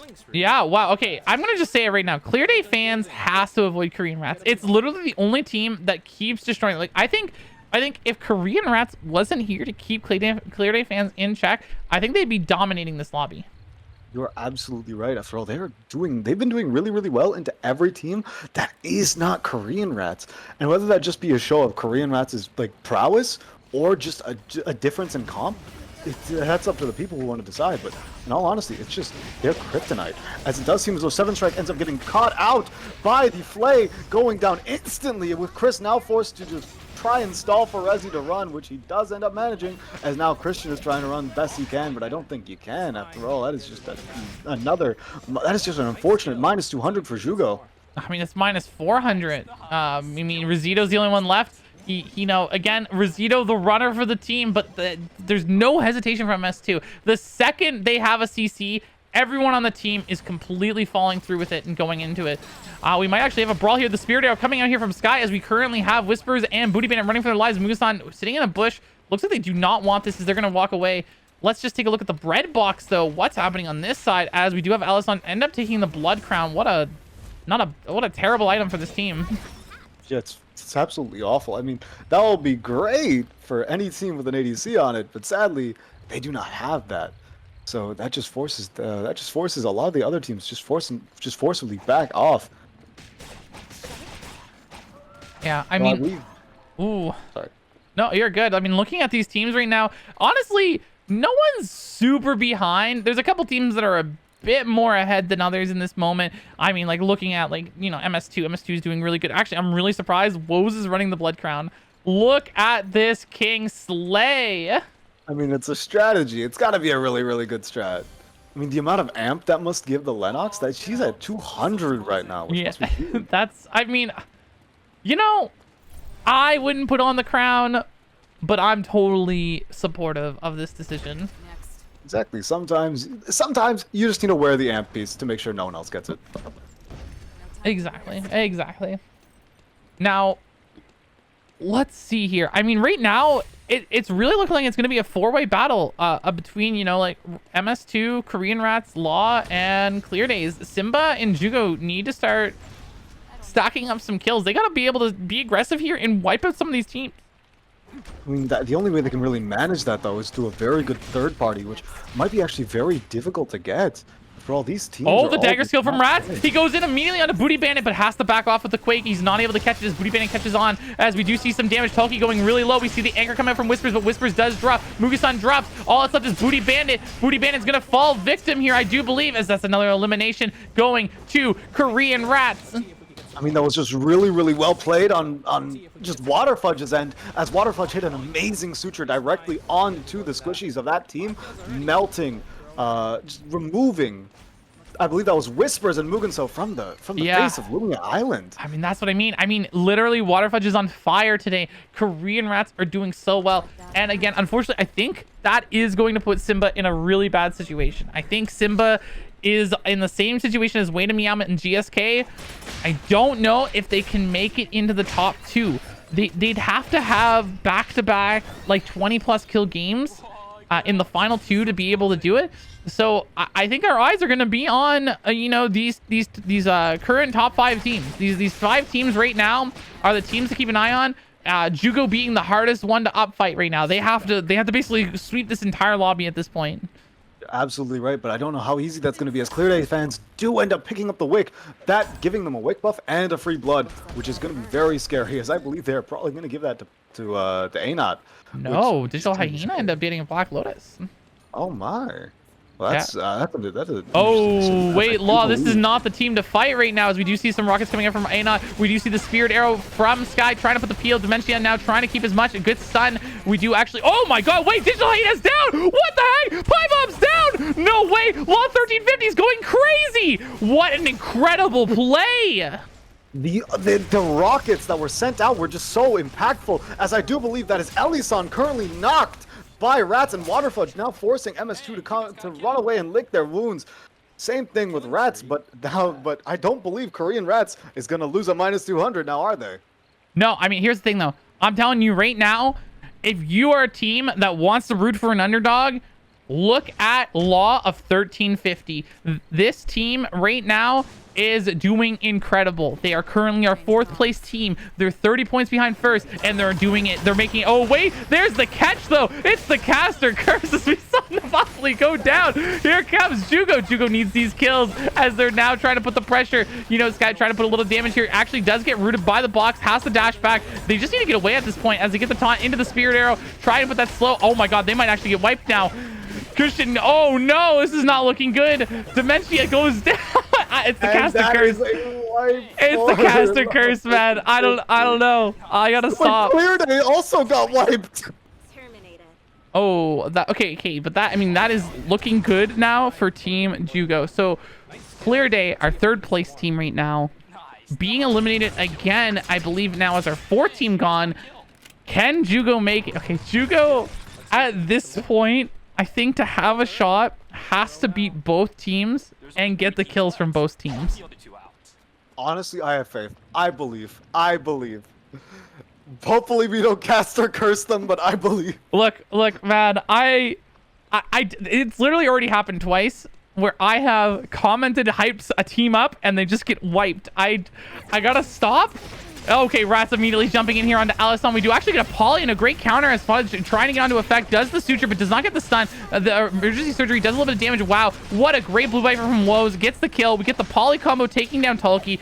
Water Fudge dodges the whip though from Woes. Wow, okay, MS2 shutting down Korean Rats, making them back off. Water Fudge now in a really bad spot. It is currently day 5. He's got to go for the Lumi. He has to, but I will say the polys coming out from that Emma were just so impactful there. Every single time when Rats tried to go in, just demolished instantly. And when the cooldowns came back up, Tulky got removed, just deleted. And they say Emma's not an assassin. I mean, that's the thing though, right? And that's one of the comments to talk about here is with the Emma. You know, she's a great assassin, but she's also great at peeling, as they were able to shut them down. Oh, here it comes. Look at this. MS2 wants payback. They see Water Fudge. They know he has no timer. They blow him up. Rats doesn't have timer. He's going to blow up as well. As they're being gated, he immediately jumps in onto that backline, onto Alisson, but the healing from the healing drone is keeping him alive as he now sacrifices himself, making Tulky get away here as Emma tries to catch it. Doesn't land. Tulky running right back. Does he have the money? He does. I do think they do. Even though it's a minus 400, that doesn't really matter, as thankfully that allows Korean Rats to get back into the running with a lucky TP. Wow, what a great play. I mean, honestly, kudos to both teams. Our MS2, incredibly good foresight, saw Lumi stop, knew exactly what that team had to do, and punished them for it. But Rats, you know, taking the noble sacrifice, giving Tulky the time to get away and get his team back in. They're going to go up against Jugo, which is good for Jugo. If Jugo can beat Korean Rats here, they have a shot. Here it comes. The Queen set up. Will we see it? Especially if that Queen does end up hitting. Okay, they have to win. Team Jugo has to win this fight to have a shot. Can they do it? Okay, Rats immediately jumps in, goes on to 7 Strike. 7 Strike activates the checkmate to counter the masterpiece, but blows up to the double tap coming out from Tulky. Rosito's down. All that's left is Christian left. He's going to run for his life, and he's not going to be able to do it, as now it looks like Korean Rat's going to be taking that 2nd place.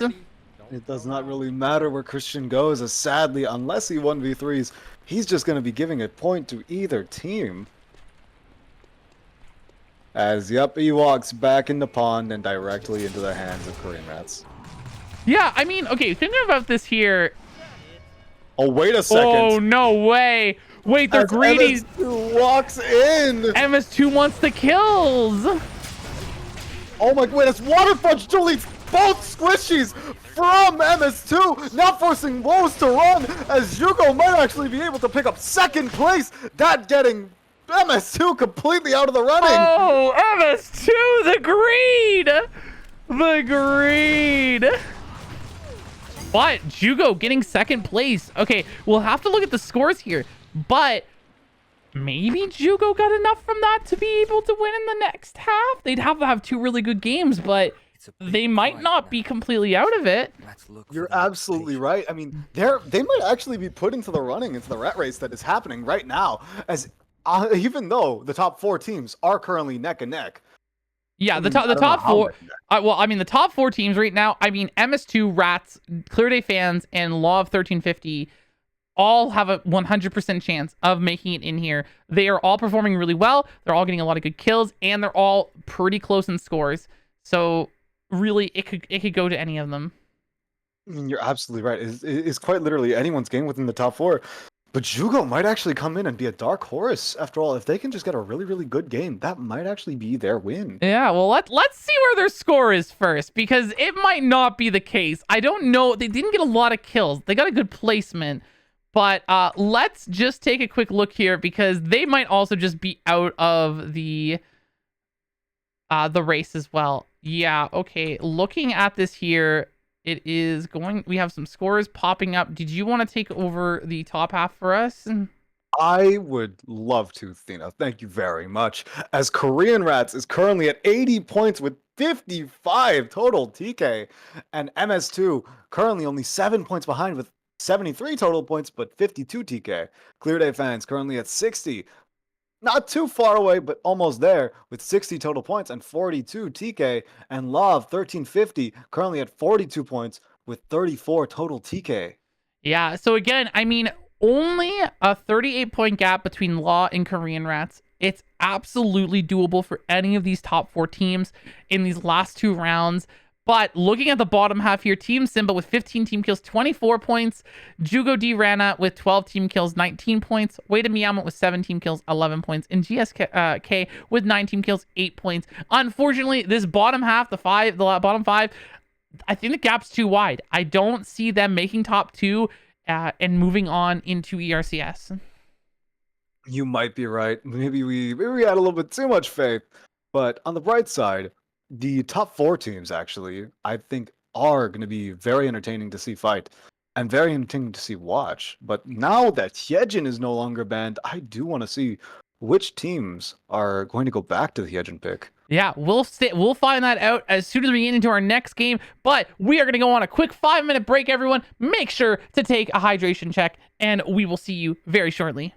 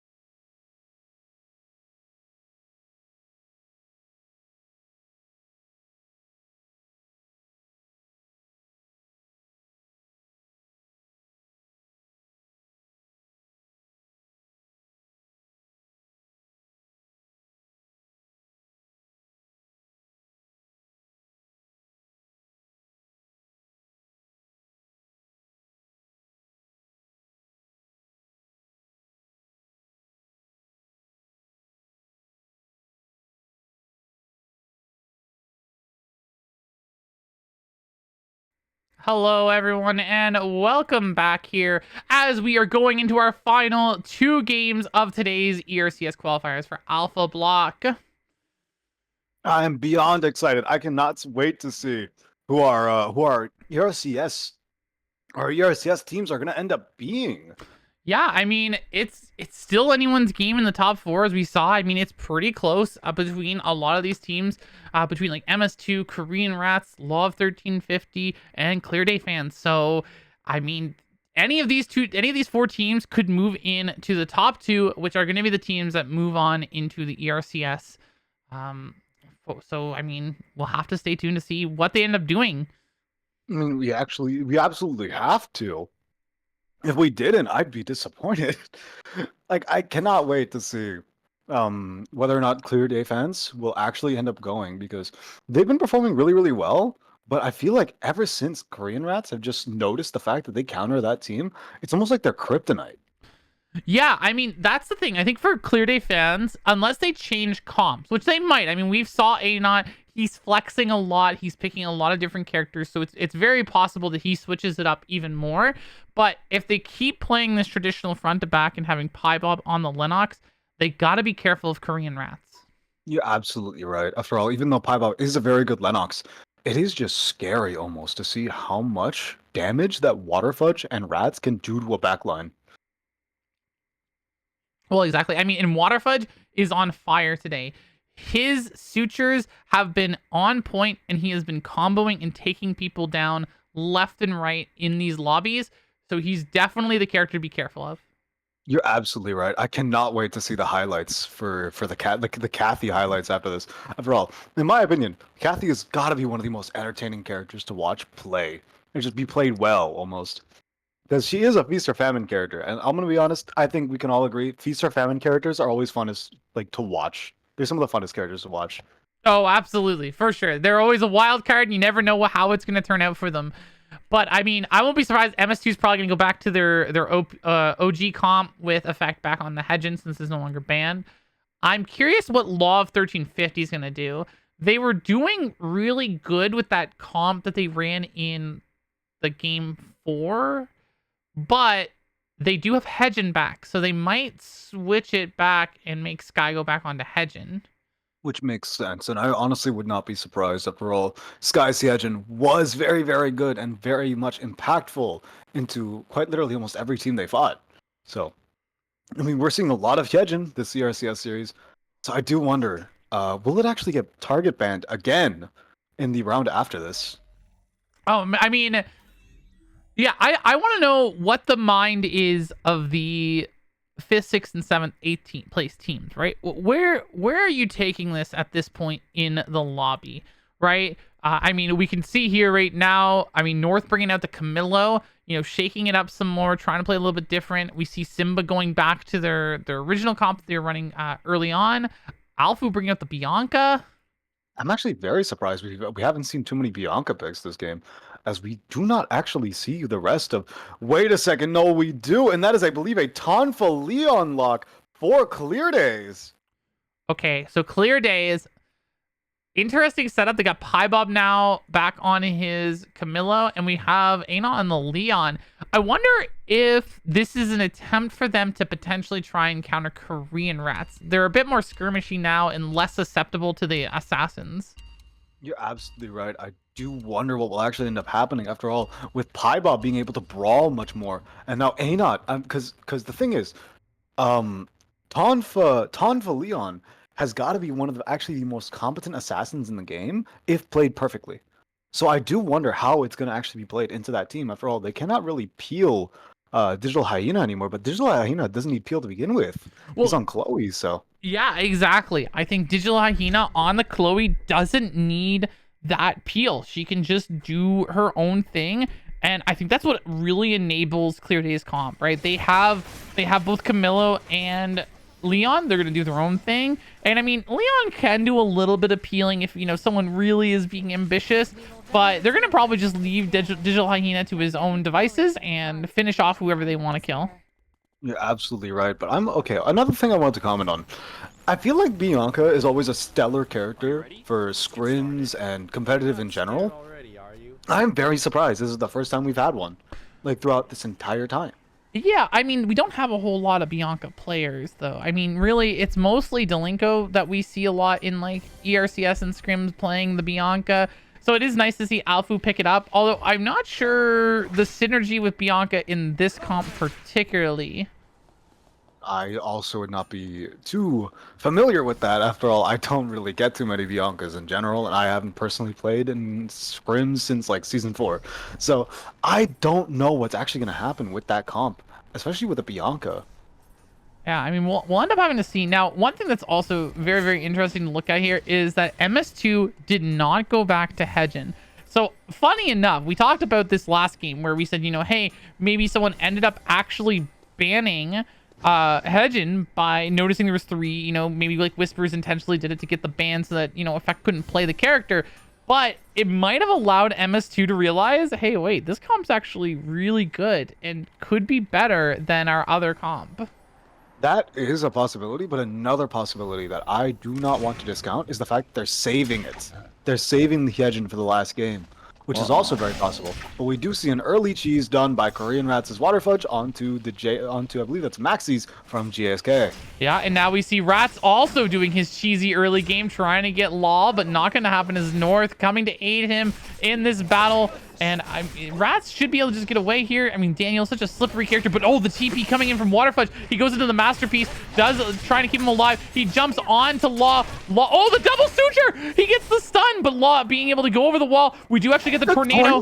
Oh, and the kill! Waterfudge is king right now. I'm telling you, this man is on fire. North, though, does get Rats as Fudge going down to run away. North going to get the second kill, too. And I do believe that that is actually very good for wait a minute as they pick up 2 kills. But it does look like Elisan might actually be able to live against this because he's actually kiting very, very well. Well, I mean, that's the whole benefit of Ellison on Emma. Is like Emma is one of the most slipperiest characters that you can possibly have. Great duck dive from Pie Bob. I mean, they're just really stalling right now. I guess they're just trying to, you know, waste their time as their team gets away.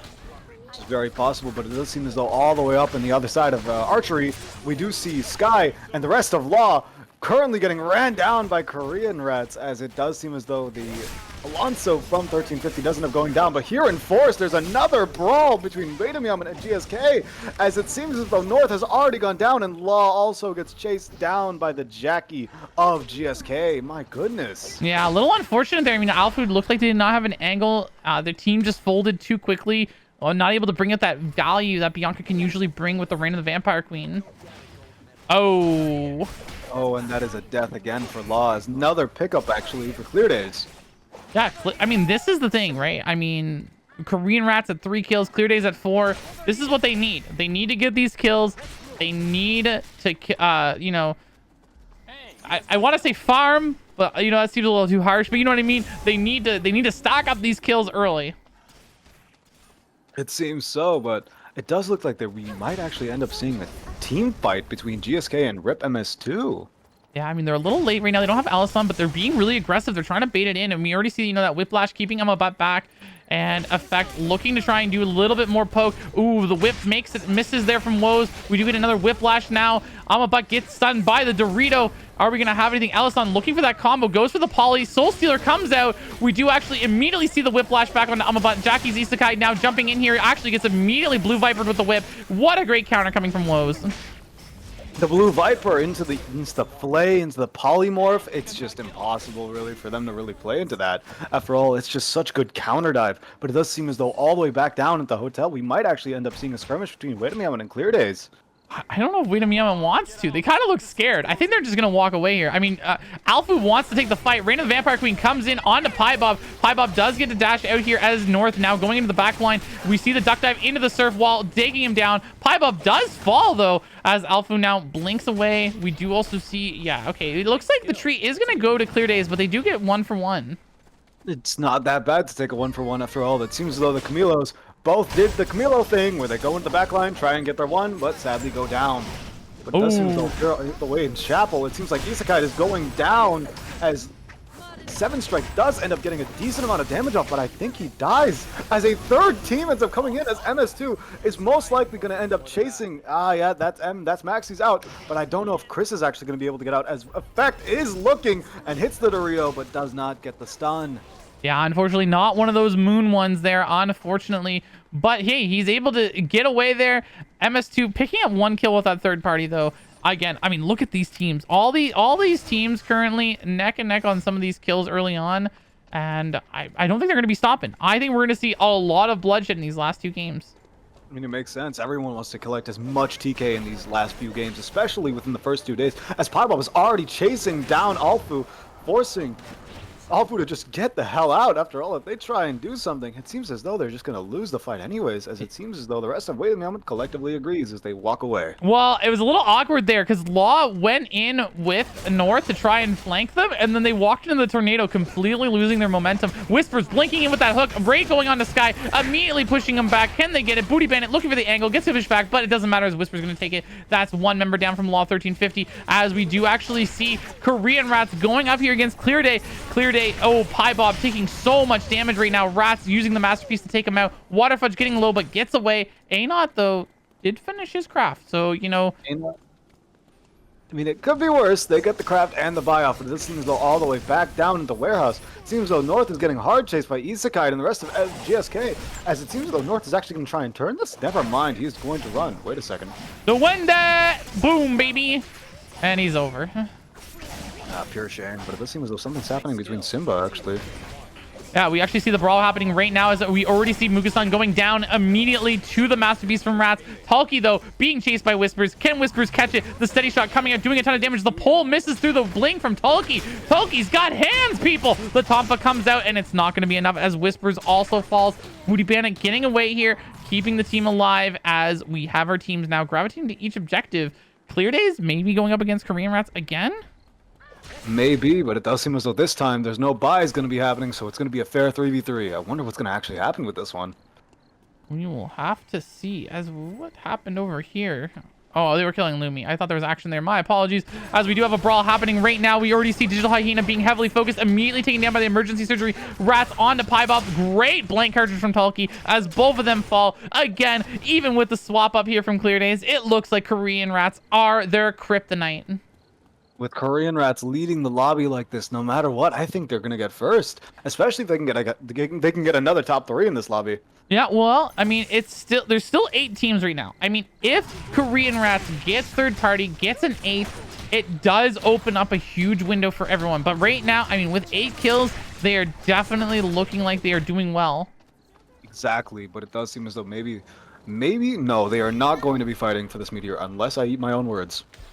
They might end up happening here as, okay, Woes immediately whiplashing into the hook, into the Blue Viper, onto Alfu. Alfu goes in with that Reign of the Vampire Queen onto Effect. Effect does have to blink, does get the stun, stopping the coffin here, as we do get a Duende from North, but North being peeled off of Effect with Alison's Poly, as Alfu now running for his life, and Law resting.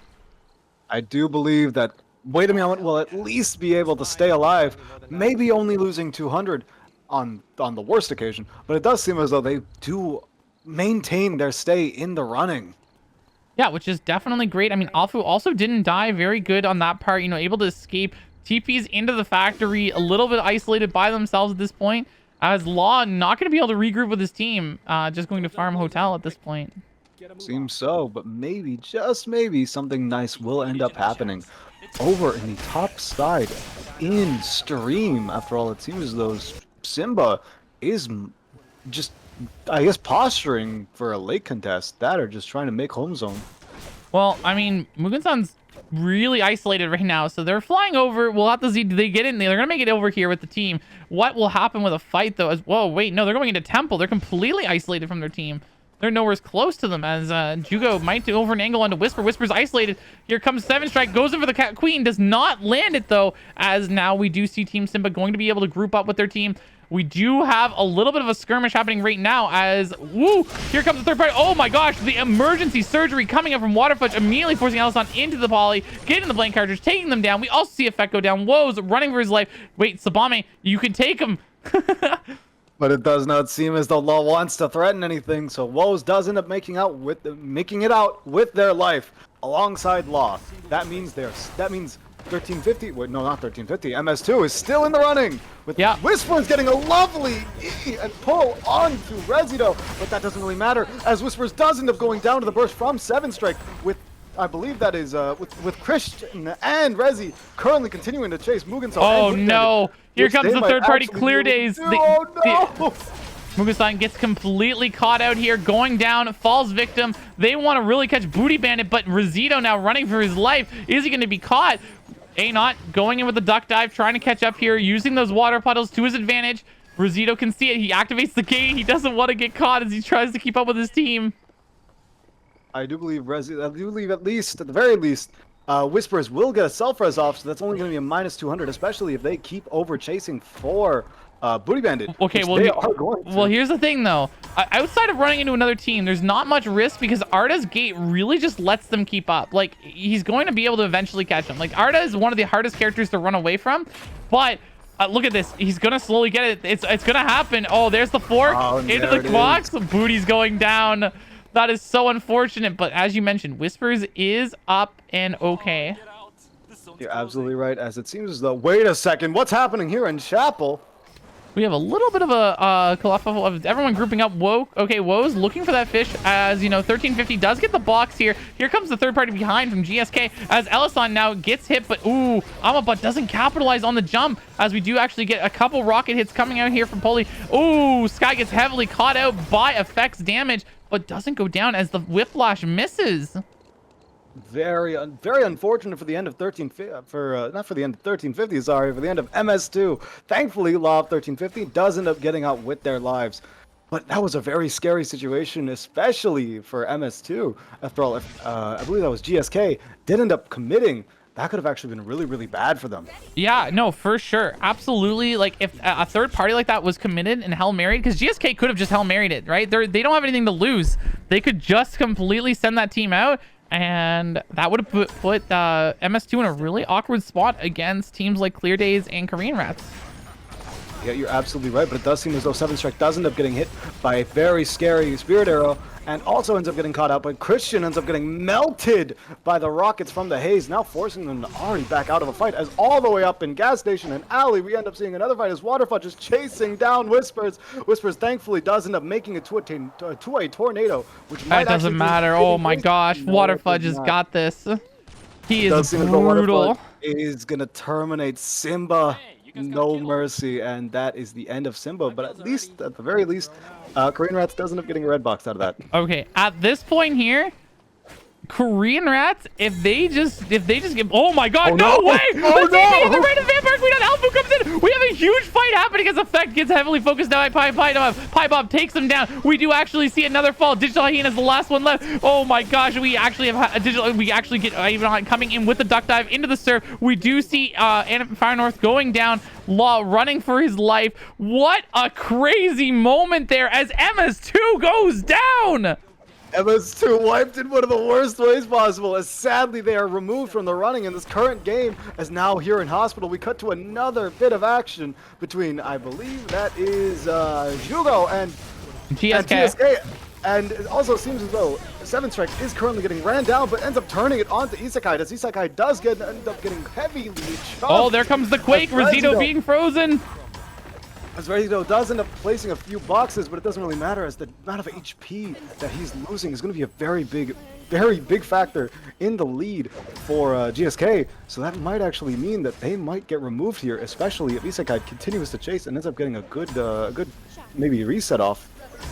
Okay, Amabot looking for some pressure here. They do back off, though. Not going to be caught just yet here. I mean, I mean, if GSK keeps chasing this, unless Jugo runs into an awkward team, I think they win, right? Because like all they're looking for is a good cube, good queen, and they will just completely obliterate the team. Now, obviously, they don't know that there is that other Team Clear Day fans up a little bit ahead of them in that stream. Oh, wait a second. If they catch this, ooh. Oh, but they get the. They tried. Was that actually Christian's blink? Yes, he blinked to try and get the wall slam to stop them. which is going to be very bad, especially if they do end up fighting Clear Days here in stream, which is not going to be good. After all, you do not want to miss a blink. You do not want to lose blink Wait. against this kind of team, as Pylop does end up getting hit by the E, and ends up getting CC chained, but thankfully ends up living with the Duende, and a big Q3 ends up going through, but sadly it's not really important enough, because sadly he does end up getting knocked down, with Digital Hyena being left to try and maybe chase something. Christian does end up whiffing the E, which might actually allow them Seven Strike! to win the fight. 7 Strike does end up getting a huge amount of damage onto Ainout, getting him down, but it does seem as though Hyena and Christian are currently 1v1ing. Maybe, just maybe, Christian can turn this into his favor, as it seems as though, nope, he gets knocked out. That is Jugo out of the running with 8 TK, which is, I think, the highest they've had so far. I mean, they were doing really good this game, but Clear Day Fans does run them now. Okay, here's the thing. Law 1350 really down on kills right now in comparison to Korean Rats and Clear Day Fans, and they need to get some more kills. Napoli getting jumped in on here by Rats. We already see Water Fudge right onto Sky. Sky falls down. Rats gets the kill on that. We also see Napoli going down. That's a complete cleanup, as we do have Korean Rats at 17 team kills. Okay. What's happening? Wait a minute here. Okay. 5 kills already. Nice skill. Oh, it seems though Alpha is currently running for their life against Dalky, which ends up working out. As Dalky Alpha almost does had end up it. getting out, but Law, I don't think Law gets No, out. the Korean Rats, they can see him, they can smell him, they know, they take him down. Thank you. Pure shame for Law. But Thina, I rudely interrupted you there. What were you gonna say? Okay, so looking at this here, I think Law 1350 is out of the running. Our 4th place team with 1 kill in this placement, I don't think they've got the chance. Korean Rats, I'm pretty sure, has solidified their 1st place. I mean, they'd have to go 8th next game, and the other team's gonna have to, get a good score to even compete with them. The interesting factor right now is MS2 versus Clear Day Fans. I think this is going to be the biggest factor to consider. Pie Bob currently jumping against GSK, as we do see some moments, but I don't think they're going to fight. GSK is going to try and run here. They do use the White Lily and just dash away, and yeah, not going to take any of this, because right now, oh, but Pie Bob does not care. Look at this. He wants those kills. He needs to get those points. But trying to run away. Look at Pie Bob. He's just taking so much damage. The duck dive does not land from Aina here, but is he going to get the surf up? Okay, here comes Isekai dashing in. We see the Soul Stealer. We do have Amabat dashing in, does fall down. Rozzy going into a 1v1 against Pie Bob. Rozzy, can he win? Rozzy wins! Wait a second. Okay, Aina is the only member left. Rozzy the only member left, but he's not going to be able to stop the res at this point. And it does seem as though Maxis is gonna walk directly into Korean Rats, as sadly GSK is knocked out of the running. Yeah, wait a meowment. Little bit awkward right now. They do not have any items, nothing compared to these 2 Juggernaut teams, and are down a member. I think it's going to be between Clear Days and Korean Rats. It is very close for each team, as the only thing differentiating them right now is 2 TK, which means, I mean, of course, I don't know if Clear Days is going to be able to get into first, but it does seem as though Water Fudge is going to end up getting a beautiful emergency surgery, as that is the end of Wait a Moment, now leaving our 2 strongest teams, and also the 2 probably most likely, most fed teams right now, actually, currently fighting each other. Yeah, okay, so let's talk some numbers. Let's talk some math during this downtime, because we gotta figure this out. Paint a little bit of a picture here for all the people at home. Right now, it's between Korean Rats, MS2, and Clear Day Fans moving on to finals. It's only the top 2 teams, okay? Clear Day Fans was 13 points behind MS2. They are clearly going to be above MS2 at this point. It's a question of how much they're going to be above, but MS2 has to have a crazy game 6. I mean, it's really just dependent on how many kills Clear Day can get here. After all, if they do end up wiping Korean Rats, they are probably just going to cement their place in 2nd place, unless RIP MS2 can get a really, really, really good next game. But I don't really know if that's going to be possible. Yeah, I mean, at this point here, just looking at these teams, MS2 is hoping that Korean Rats wipes Clear Days. Clear Days needs to win this, needs to get the kills, just so that they have the best chance possible of being in the top 2. I mean, no matter what, I do think it is going to be a close fight between the two, but at the very least, Clear Days does end up cementing their place in this zone. But it does seem as though maybe, just maybe, Waterfudge might want to start this fight extra early, as Talkie is getting off some decent poke in the meantime. Bob dashing in, but immediately backs off. I mean, it's going to be a fight between these melees. Okay, Rat's immediately going on Digital Hyena. We see him go in with that Masterpiece. We have Waterfudge with a great suture into the wall. The blank cartridge coming out into the emergency surgery. What synergy? I'm telling you right now, Korean Rats are just on point together. Bob does so close, almost taking down Kalki, but that's going to be a 24 kill first place for Korean Rats. Well played to Korean Rats, and that, I believe, does cement them in first place no matter what now. So it's going to be close. I mean, I genuinely think at this point here, there is no way that Korean Rats doesn't go through unless they get, like, they'd have to get a 0 for 8th, and the other two teams have to get 20 kills or something. They're so far ahead now. I mean, exactly. You're absolutely right. So I think no matter what, they're cemented in their place to ARCS this season. Yeah, look, let's not count it too early. It's like I almost feel like you gotta be careful these caster curses, you know? You're absolutely right, but how bad could it be? There's no way. There's no way we caster curse them to go 8th place on like day 1, and they also just happen to go -1 or something. There's no way. Oh yeah. Okay, you know what? Yeah, you know what? If they 3-man head boom 8th place -3. Clear Days and MS2 get 20 kill game each. I mean, maybe there's a situation here that happens. Maybe, just maybe. Well, let's look at the scores. Let's actually look at the real numbers. Okay, you want to take top half, or you want me to? Yeah, I'll take the top half here. So Korean Rats, 79 team kills, 112 points. That is a massive lead right now. But okay, we were talking about this, but they're only 30 points ahead. Technically, they cannot relax here. They actually could lose first and second place because Clear Days fans with 60 team kills, 83 points, and RIP MS2 with 57 team kills, 78 points. That is a 5-point difference between these two teams. They are neck and neck at this point. Fourth is Law of 1350 with 35 team kills, 45 points. And now to count our bottom 4 teams at the moment. Jugo Durana with 20 field kills and 28 total points, and Simba with 16 team kills and 25 total points, and Wait a Moment with 19 total points, 11 team kills, and GSK currently with 16 total team kills and 17 total points. Yeah, it's honestly incredible how neck to neck these top 3 are right now. It's I mean, it's unfortunate to see that Law 1350 just couldn't have their game in game 5 there to bring them into this this battle for top 2. But again, Clear Day fans, MS2, they're neck and neck. Either one of them could be second place. But if Korean Rats sleeps and has a bad game, and Clear Days and MS2 have a good game, they might lose it.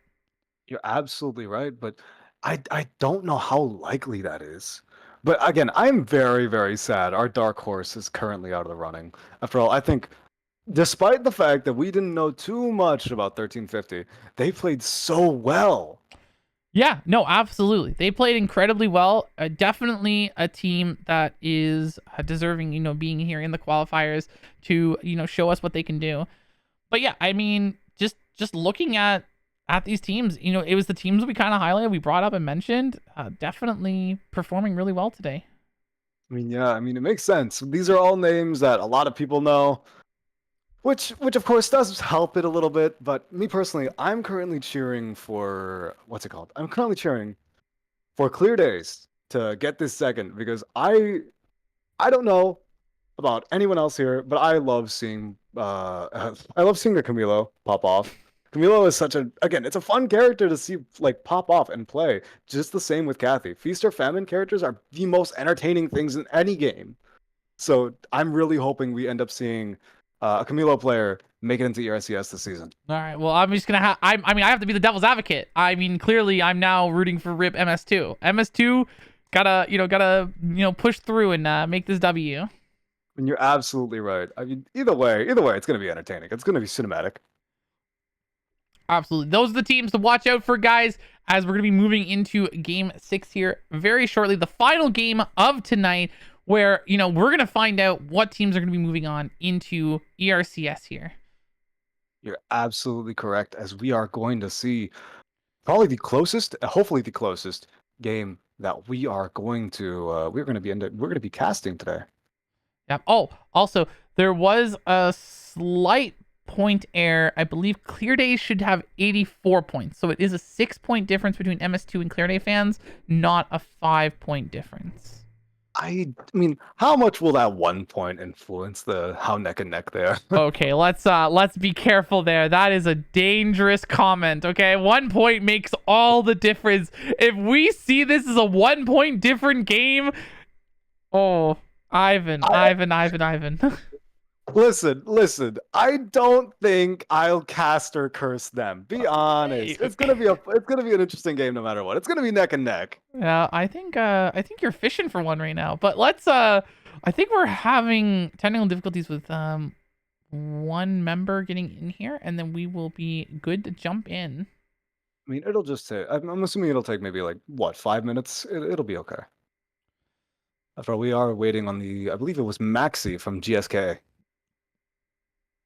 Correct. Yeah. So now, thinking about the teams and what we have currently available to actually end up coming into this, I'm wondering what Clear Day fans is going to bring to this final game, because I mean, they played so well with that comp, but it's still losing to Korean Rats. But I think at this point they know that they just have to beat MS2.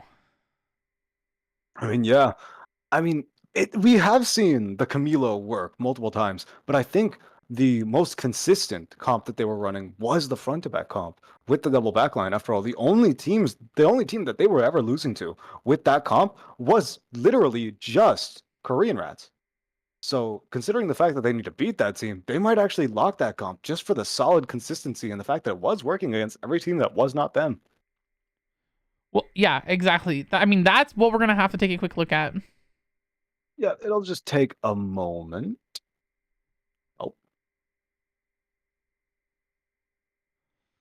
I will say though, at the very least, this ERCS Qual series has shown us a few interesting picks. After all, Elisan on Emma, and I believe we actually saw. What else did we see that was really, really interesting? Bianca, there it is.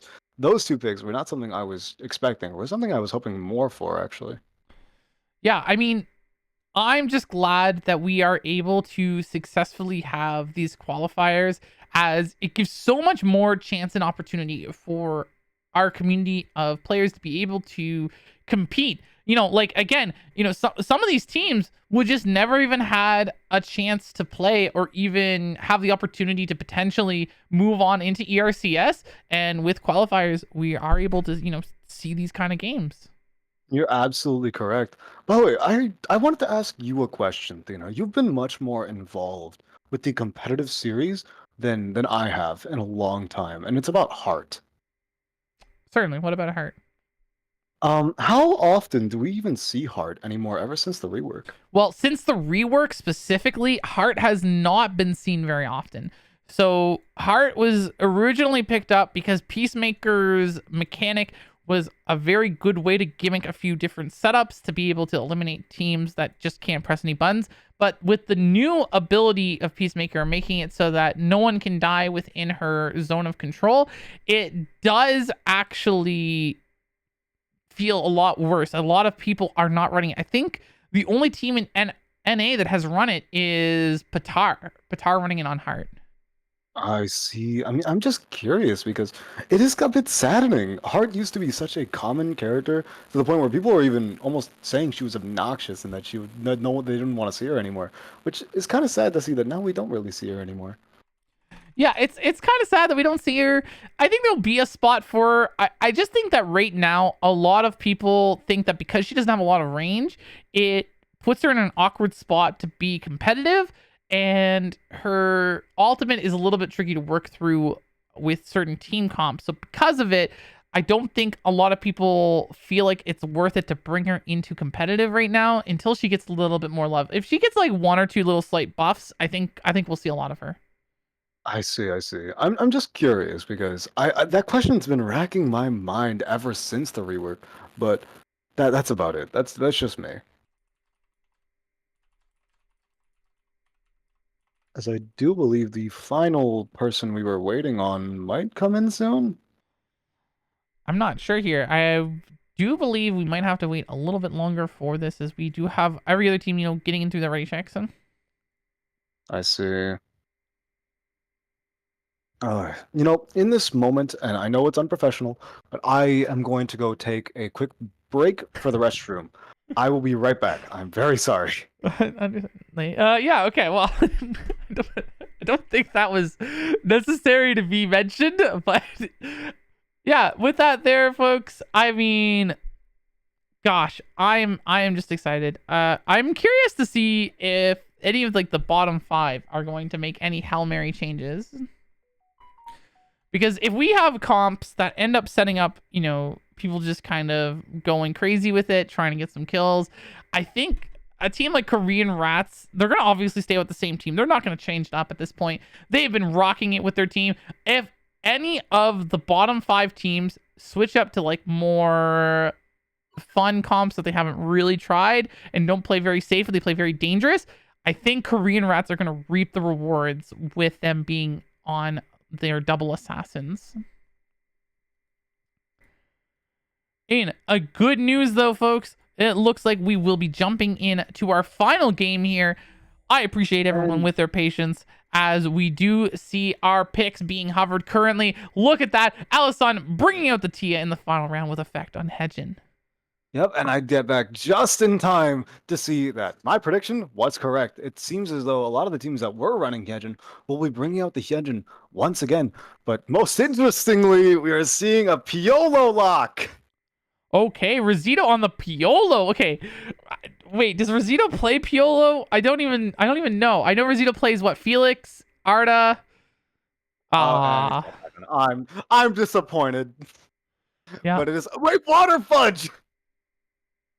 Wait. Oh, okay, wait. Korean Rats actually swapping it out.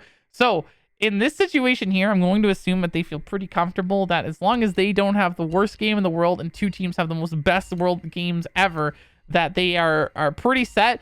So they're trying out a different comp. Tolkien bringing out his Lennox or Lenore. Sorry, my apologies. And Rats with Isol. Water fudge on the Piolo though. You must be pretty stoked for Piolo pick. Huh? You know it. I'm actually very interested because here's the thing. I think most Piolo players understand that stasis is really, really, really good everywhere but in solo queue.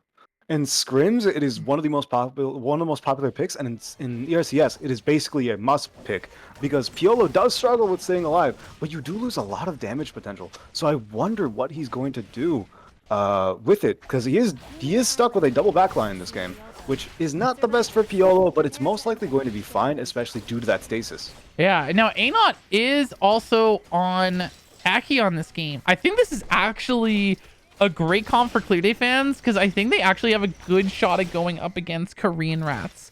Toki's gonna have a hard time. He's gonna have no peel.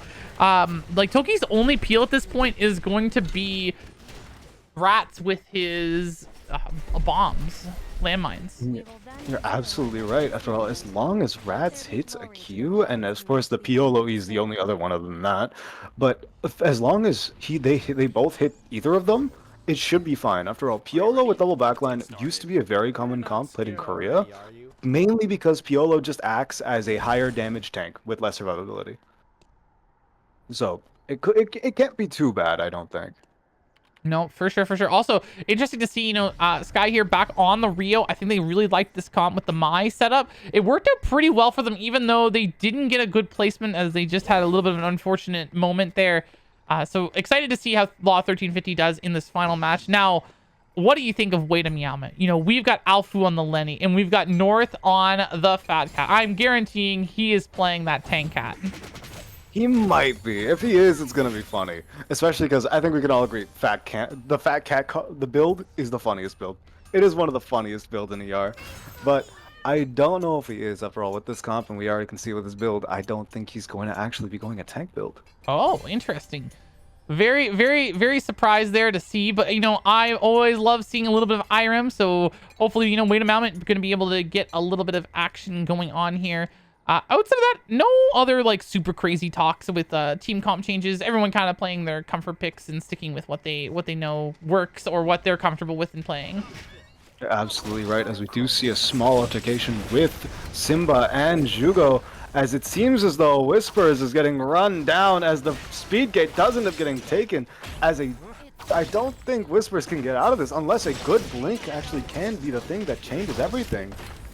Oh, that was a really good taunt from Mugen-san, but it's not going to be enough as, yeah, Whispers does fall victim there. Rosito getting that little catch with the box, putting out the cube, getting that trap in, as we do end up seeing a little bit more action here. Anot, you know, bullying 7-Strike. 7-Strike just trying to get that queen, but, I mean, these speed gates early, there's not going to be much happening. As, ooh, we do actually see a big battle happen right now as a blow-up of Dementia going down, a kill happening to MS2, getting 2 early on. Oh my god, the amount of messy fights right now, as it does seem as though Anop will be trying to take this 1v2 that now turns into a 2v2 as Pybob chases and runs down 7-Strike. And I don't think Resido wants to walk back in there, as Resido is currently running away. But over in Forest, once again, we see another altercation as North ends up stopping a res by Tulki. And now Law is going to end up trying to turn it. Oh, it's AR Aya as well on Law. That's so interesting. Wait, it's gotta be Fat Cat. North's gotta be playing that tank IRAM. It's gotta be. Okay, great CC immune coming from Waterfudge here. We actually get the spring launch from Alfu, as we do also get the stun on the Talkie. Talkie running for his life. I mean, eventually they should catch Lenore, but they're not. I mean, the White Lily's just gonna get him away. I mean, North's still chasing it though. North is not letting him go, as the amount of damage that this cat does. The cat's got claws. I mean, you can't try. You can try, but she's gonna catch. Oh yeah, absolutely. Just taking them down. And I mean, you mentioned the bloodbath. Absolutely. I think every team here is going to be going crazy. It's the final game. You've got nothing to lose at this point for a lot of these teams. And we can already, a lot of teams just want these kills. We see a big brawl happening. We actually see the anchor coming down from Whispers. Big damage coming out. We see the EMP drone coming out from Mugen-san. Whispers trying to keep Anot back. Anot does get stunned as big damage coming out. Booty Bandit goes down though. Isekai just isekai'd them as another man drops. Digital Hyena running for his life. Clear Days fans down one member. Can they get away from GSK? Digital Hyena gets quaked on by Elena. Okay, Pybob jumps in, immediately taking down the Razi, as we do see the freezer in the Makarov. Wait, Digital Hyena gets another kill. That's 2 kills. That is currently 4 kills for Clear Days fans. They are currently leading the lobby alongside MS2, actually, as they're both neck and neck for kills as well. Yeah, these are the teams to watch. Remember that there are 6-point gap between the two, between MS2 and Clear Days. Clear Days being in the lead. It's going to be up to these two teams to get these kills, to get the catches. As you know, Jungo already taking down 2 members of Simba. Simba in a little bit of a bad spot as Mugen-san running for their life. Yeah, I do think Mugen-so can get out, but it's a little scary for them, as a fight does end up happening here in Factory between GSK and Hidemi Helmets, as it seems as though North is getting a decent amount of damage off, but the consistent damage done by Maxis might actually end up turning the fight. No, it does not, as sadly Isekai is too far away to actually help with this, meaning that they do not win this 2v3. Yeah, the TP coming in from Law at the right time definitely turned it, because it looked like in a 2v2 setting, Wade Miyama was on the back ropes. It was not looking good. Yeah, I do think actually it would have been really, really close if it was just a 2v2, but sadly, it seems as though Law does end up coming in to help Wade Miyama win. Ooh, Maxi's in a little bit of a bad spot. Rat's being patient here, knows that he's cornered, trying to set it up. Maxi taking a ton of damage at this point. Waterfudge going to pick up that kill, as you know, Korean Rats now getting their 2nd kill of the game. Wade Miyama does see MS2. MS2, one of the teams that really, really needs to get as many kills as they can.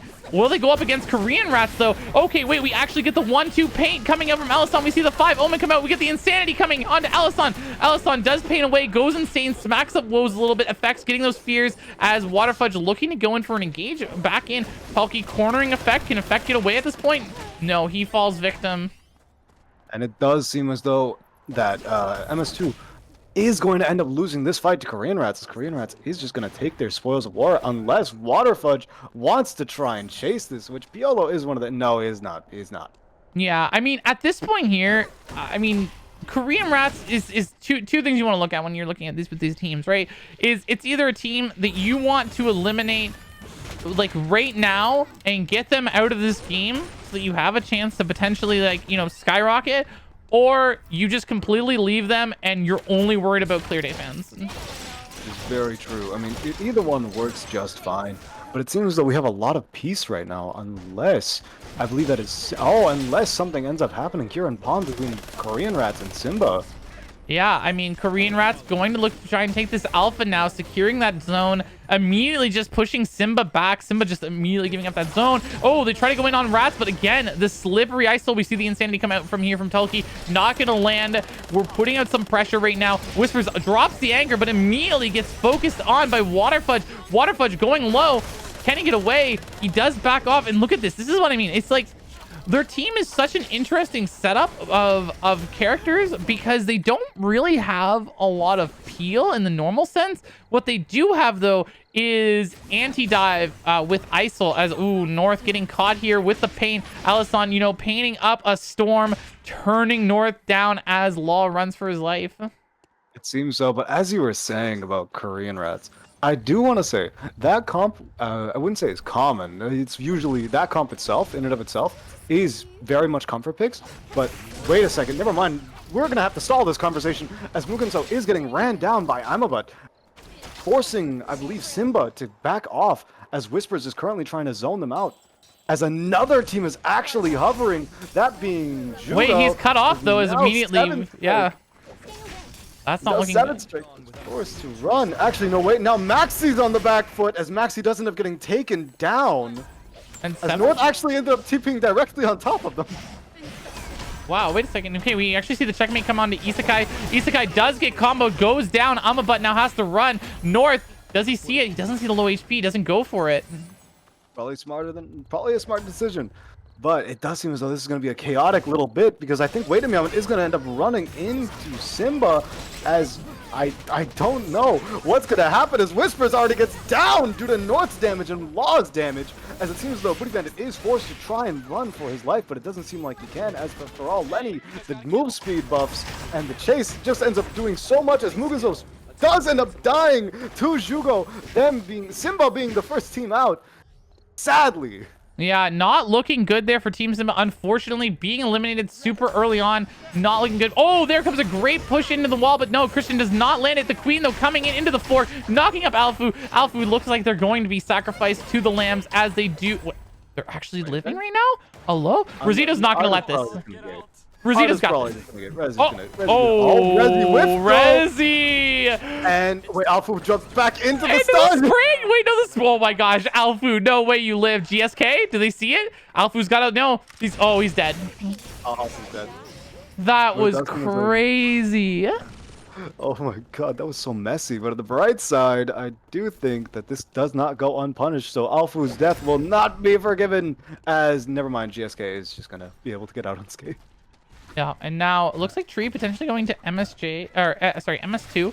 I'll keep calling them MSJ. Oh, we actually do see a fly-in coming here from Digital Hyena. Will they try to press this? Okay, this is the thing, right? Like, if you're on these teams, do you want to fight the person that you're tied with, or do you want to not? Because, like, if you, like, for example, if they fought right now in Forest and one of them wiped, the other one basically wins.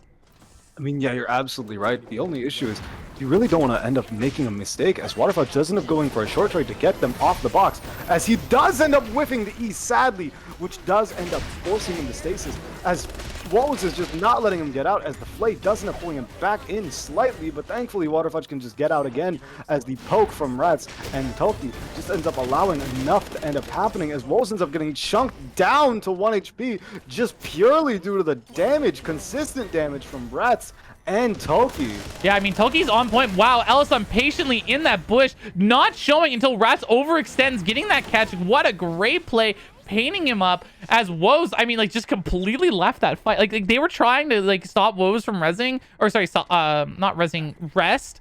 And Allison just not showing out of that bush, being patient, letting Effect handle that neutral for so long, really paid off. It does seem, I mean, you're absolutely right. After all, that patience is what's very much important from an artist. Exactly. I'll leave the room. I'm sorry. No. Ellison here isn't making happy accidents. These are all intentional strokes, okay? They're just making sure that everyone is painted blue and yellow. You're absolutely right, as it does seem as though a rematch might actually end up happening, as Rats does end up hitting the first Q, and Waterfudge is getting a decent amount of space. Rats goes down! It does end up dealing enough damage to Rats and Toki, I believe, as well, as that's 2 down for Korean Rats, as I believe Waterfudge is now forced to run on the back foot to just get out of a wipe. Yeah, I mean, that's so good, though. Okay, A-Not, though, dashing in here, looking for a fight right now against 1350. We see the taunt go on to Digital Hyena. Pybob coming in from behind, though, flanking the Rio. The Rio drops now. Dementia going to fall victim, as well as Rozzy going to get away. Look at that, though. That is now the 6th kill here for Clear Day fans. 9 kills for MS2. But, oh, wait, here's the blue into the yellow. The full rainbow does land. We get the 5 Omen coming out. Effect going in for the next catch. Does he get But no. But look at this. We're 4 kill difference right now. It's only a 2-point difference between MS2 and Clear Days. I mean, that's just a fact, as it seems as though this is actually looking more in the favor of MS2. After all, if they can just get that placement, maybe a few more kills, and just a decent game in general, I think they actually might end up winning, as Jugo is now landing directly on top of Korean Rats, now forcing Waterfudge's stasis out instantly, as I don't think he can get out of all this damage unless Piolo's incredibly slippery, and he does end up getting hit by the E, as that now forces Rats to end up running as far as he can. He does end up getting hit, though, by the RW. Will he be able to get out? I don't think so, as a box does end up getting placed, and he does end up getting stunned. Oh my god, though. Okay, hear me out, though. That is a 7th with only 5 kills. That is a 7th, only 5 kills. And okay, it's a little unfortunate here that Jugo is popping off. They finally got their engine running. They're on 12 kills. They are going crazy right now, but they're already just too far behind at this point. They needed this in like game 3 and 4 to really pop off here. But MS2 is in a brawl right now as they just get another kill. They're at 13 right now. This could be MS2's time to shine. You're absolutely right. This actually might end up being, as it seems though GSK is also walking directly into Chapel. We can put that on hold, as I do believe a fight might end up happening here in Pond. Okay, so I don't think Korean Rats is in danger of being kicked out. I mean, MS2 is on track to have like a 20 kill game, but Clear Day fans has to start ramping up kills. Like right now, like Clear Day's fans is in a really bad spot. MS2 is dominating this lobby right now. They're not finding many kills, and Korean Rats is out. I mean, you're right. I mean, just maybe, because they already have the lead. They already have a 6-point lead. If they can just like maybe get a few more kills and at least get a higher placement, I think they can hold that top 2. But it does seem as though MS2 is just not going to give it to them easy. No, for sure. I mean, looking at this right now, I mean, Ellison's completely stacked. So is Effect. They are, but wow, you know, Clear Day fans may not have kills, but look at how stacked they are. They are set up. Woes immediately blinking and using that whiplash. Misses the hook, though. We get the paint. Hits onto, oh, the Aya gets hit. Full comboed. MS2, another pickup. That's another kill. They're up to 14. That was really unfortunate for Lava. Really well played by Effect and Elisan, as they were able to get perfect synergy on that combo. As a fight is happening here in Pond, instantly getting Isekai'd out of the fight, as Chris is now trying to maybe force some more pressure onto the rest of the members of GSK, but I don't think it really matters as they get out safely, especially due to the fact that 7 Strike does not have that queen anymore, but just maybe Resido and his gates. Oh, here it comes. Here it comes into Queen immediately. The fork, the sap, the box. It's going to take down the Rozzy. Rozzy's getting ghost lighted. Can they live? I don't think. I mean, at this point here, it just needs one. Yeah, one pawn takes it over. It's done. Wow. Jugo's team is on fire right now. They are literally dominating this lobby right next to MS2. Alfu getting caught by Alisson. Alisson already got the blue. Here comes the yellow, but misses. Oh, and you saw the confidence there with that full rainbow, immediately expecting it to land. You're absolutely right. And honestly, Alisson does deserve to have that confidence. But sadly, he did end up whiffing that yellow just by a hair. But it does seem as though Alfu is not going to be able to get this res off completely safe. Oh no. Oh no. Another kill for MS2. This is looking like MS2's game. We get a whiplash. We get a hook onto 7 Strike. 7 Strike gets a blue viper. He's bleeding. He's got to walk away. He can't take that most. And now, oh no. Christian went split from his team. Look at this. MS2 is looking for the setup. They get the root. They get the yellow blue from Alisson into the blink whiplash, into the fear. It's over. Wombo combo. Jugo's not looking so good right now as 7 Strike tries to get effect, blinks away. Look at, I mean, 7 Strike. This is why he's playing, you know, Adela. This man has the hands, but can Alisson tries to go for the catch. Let's look over here with Declise fan. It does seem as though a fight is happening between Cleardays and also GSK, as it seems as though Anot is just running down Maxi, and that is a terminate for Clearday, as they do end up managing to get GSK out of the running. But I do believe something we did end up missing was, sadly, a member of Wait a Meowman ended up head booming. Yeah, they did not have the timer. Unfortunately, they were put in that bad situation being cornered by MS2. Okay, this is crazy. Clearday fans and MS2, whoever wins this lobby between these two teams is moving on. They are neck and neck, and I mean, MS2 is having an incredible final game trying to gap close this, but Clearday fans we're taking it really patient. They're playing it slow. They're fully set up. They got double blood. They have another blood coming soon. Anot is probably going to buy this, and I mean, they're going to want these kills against Team Jugo. Wait, they didn't buy back. Did they? Oh, stay 5. Stay 5. Stay 5. Stay 5. I was going to say, why didn't they rest their teammates? Yeah, I thought that too. I was like, wait, what happened? Oh my goodness, but it does seem as though this might actually end up being an awkward situation and or spot for Cleardays, especially if Jugo decides to say screw it and run directly into Cleardays, but it doesn't seem like they will, as they will be running and most likely playing for that Lumi. Yeah, I mean, definitely Jugo wants the Lumi, and where they're at right now is probably the best spot, because Lumi is going to travel in through dock here in any moment, and it will be their best opportunity to get the buy-in. But, I mean, look at this. I mean, this team waiting right by. They know what they're going to do. Oh no. Oh, no. Team Jugo. There's a pie bomb. There's a pie bomb on 7 Strike. Oh, no. And wait a second. Never mind. 7 Strike actually manages to get out. I don't know. 7 Strike is crazy. And Rosito on immediate, no hesitation. He knows his job. Survive. Gotta get out of there. And makes it out to the other side as 7 Strike goes through. But, I mean, at this point, there's... Oh, wait, Resi! Resi accidentally gated into Cleardays, as Cleardays does end up collecting, I believe, at least 1 kill at minimum, but maybe 2. Oh, Resi, that's what you gotta check your gates. That's not good. Okay, there's the blue into the yellow. That's another kill. That's gone. Yep. Okay. Jugo was taken out of the running, but 14. They had such a strong game. Alrighty. So looking at this, let me think here. So MS2 is 1 point ahead of Clearday fans. Okay, they're 1 point up right now. If they win, they obviously win. If Cleardays wipes them, I think Clearday wins. So, because it's a 3-point difference.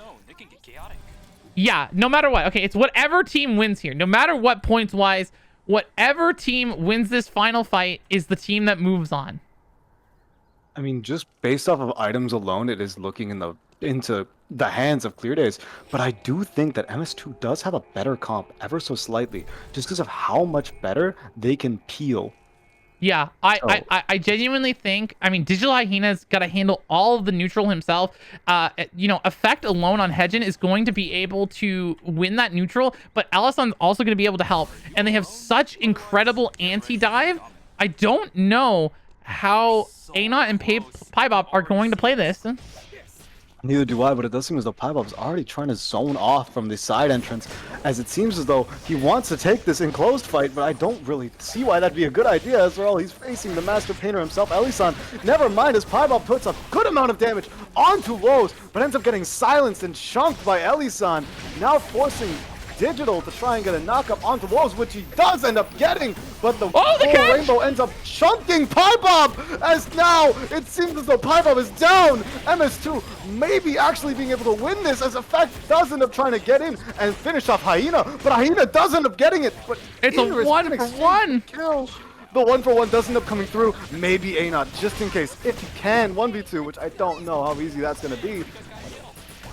Oh, this is so stressful. A-Not's gotta do it. He doesn't have enough, though. He's gonna get juggled as he goes down. And our moving on team is MS2.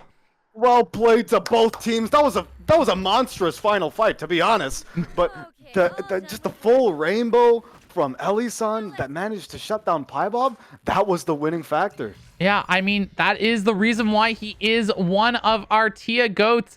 But, I mean, no surprise there. We'll pull up the scores here very shortly for everyone. But just so everyone kind of knows, we're going to be seeing Korean Rats and RIP MS2 moving on into ERCS. Congratulations to both teams, as they played incredibly well. And, I mean, everyone that participated definitely deserved to be here and played incredibly good. Yeah, they did great. No flame to anyone. In fact, nothing but love. Everyone here played wonderfully, and it was so entertaining to watch all of you play against each other. Yeah, I mean, looking at that though, I mean, what did you think of the teams? Did you feel like anything specific, anything that you wanted to comment or call out on? I mean, for me at least, a lot of the teams, even though the teams we highlighted ended up popping off, I think 1350 was the biggest dark horse in the lobby, like by far. Yeah, I mean, they definitely performed incredibly well. And I mean, looking at these scores here, I'm gonna start from the bottom here. Actually, we're gonna mix it up a little bit. So in 8th place, Wade and Meowmint with 15 team kills, 23 points. 7th is Simba with 17 team kills, 26 points. 6th is GSK with 21 team kills, 26 points. 5th is Jugo D Rana with 34 team kills, 46 points. Okay, and then our 4th place team, the exact underdog, and also dark horse we mentioned, being Law of 1350 with 48 total points and 37 total field kills. Clear Days fans with 71 points and 77 TK. 71 TK. My bad. Oh my goodness. With 99 total points. MS2 with 77 total field kills and 106 total points. And Korean Rats with 84 total field kills and 117 points. Wow, incredible. And I mean, I don't know if Korean Rats were sweating there at all when they wiped that early on, but I mean, as we see here, it still was not even close. These teams needed a whole other game to be able to catch up. Yeah, I mean, it was very unfortunate, but I will say Water Fudge played ridiculously well. They deserve that first place. Oh, yeah. No, Water Fudge was on fire today. Absolutely showing us what Kathy can do. Which is very entertaining. After all, we've already said it enough. Kathy's one of the funnest characters to watch. Just end of story. 100%. Well, everyone, thank you so much for being here. Make sure to check out the ERCS throughout that's going to be happening here in the next couple weeks, and hopefully leading into, NA's finest playing through there. With that, we will catch you all in the next one. It was nice seeing you all. Have a lovely day.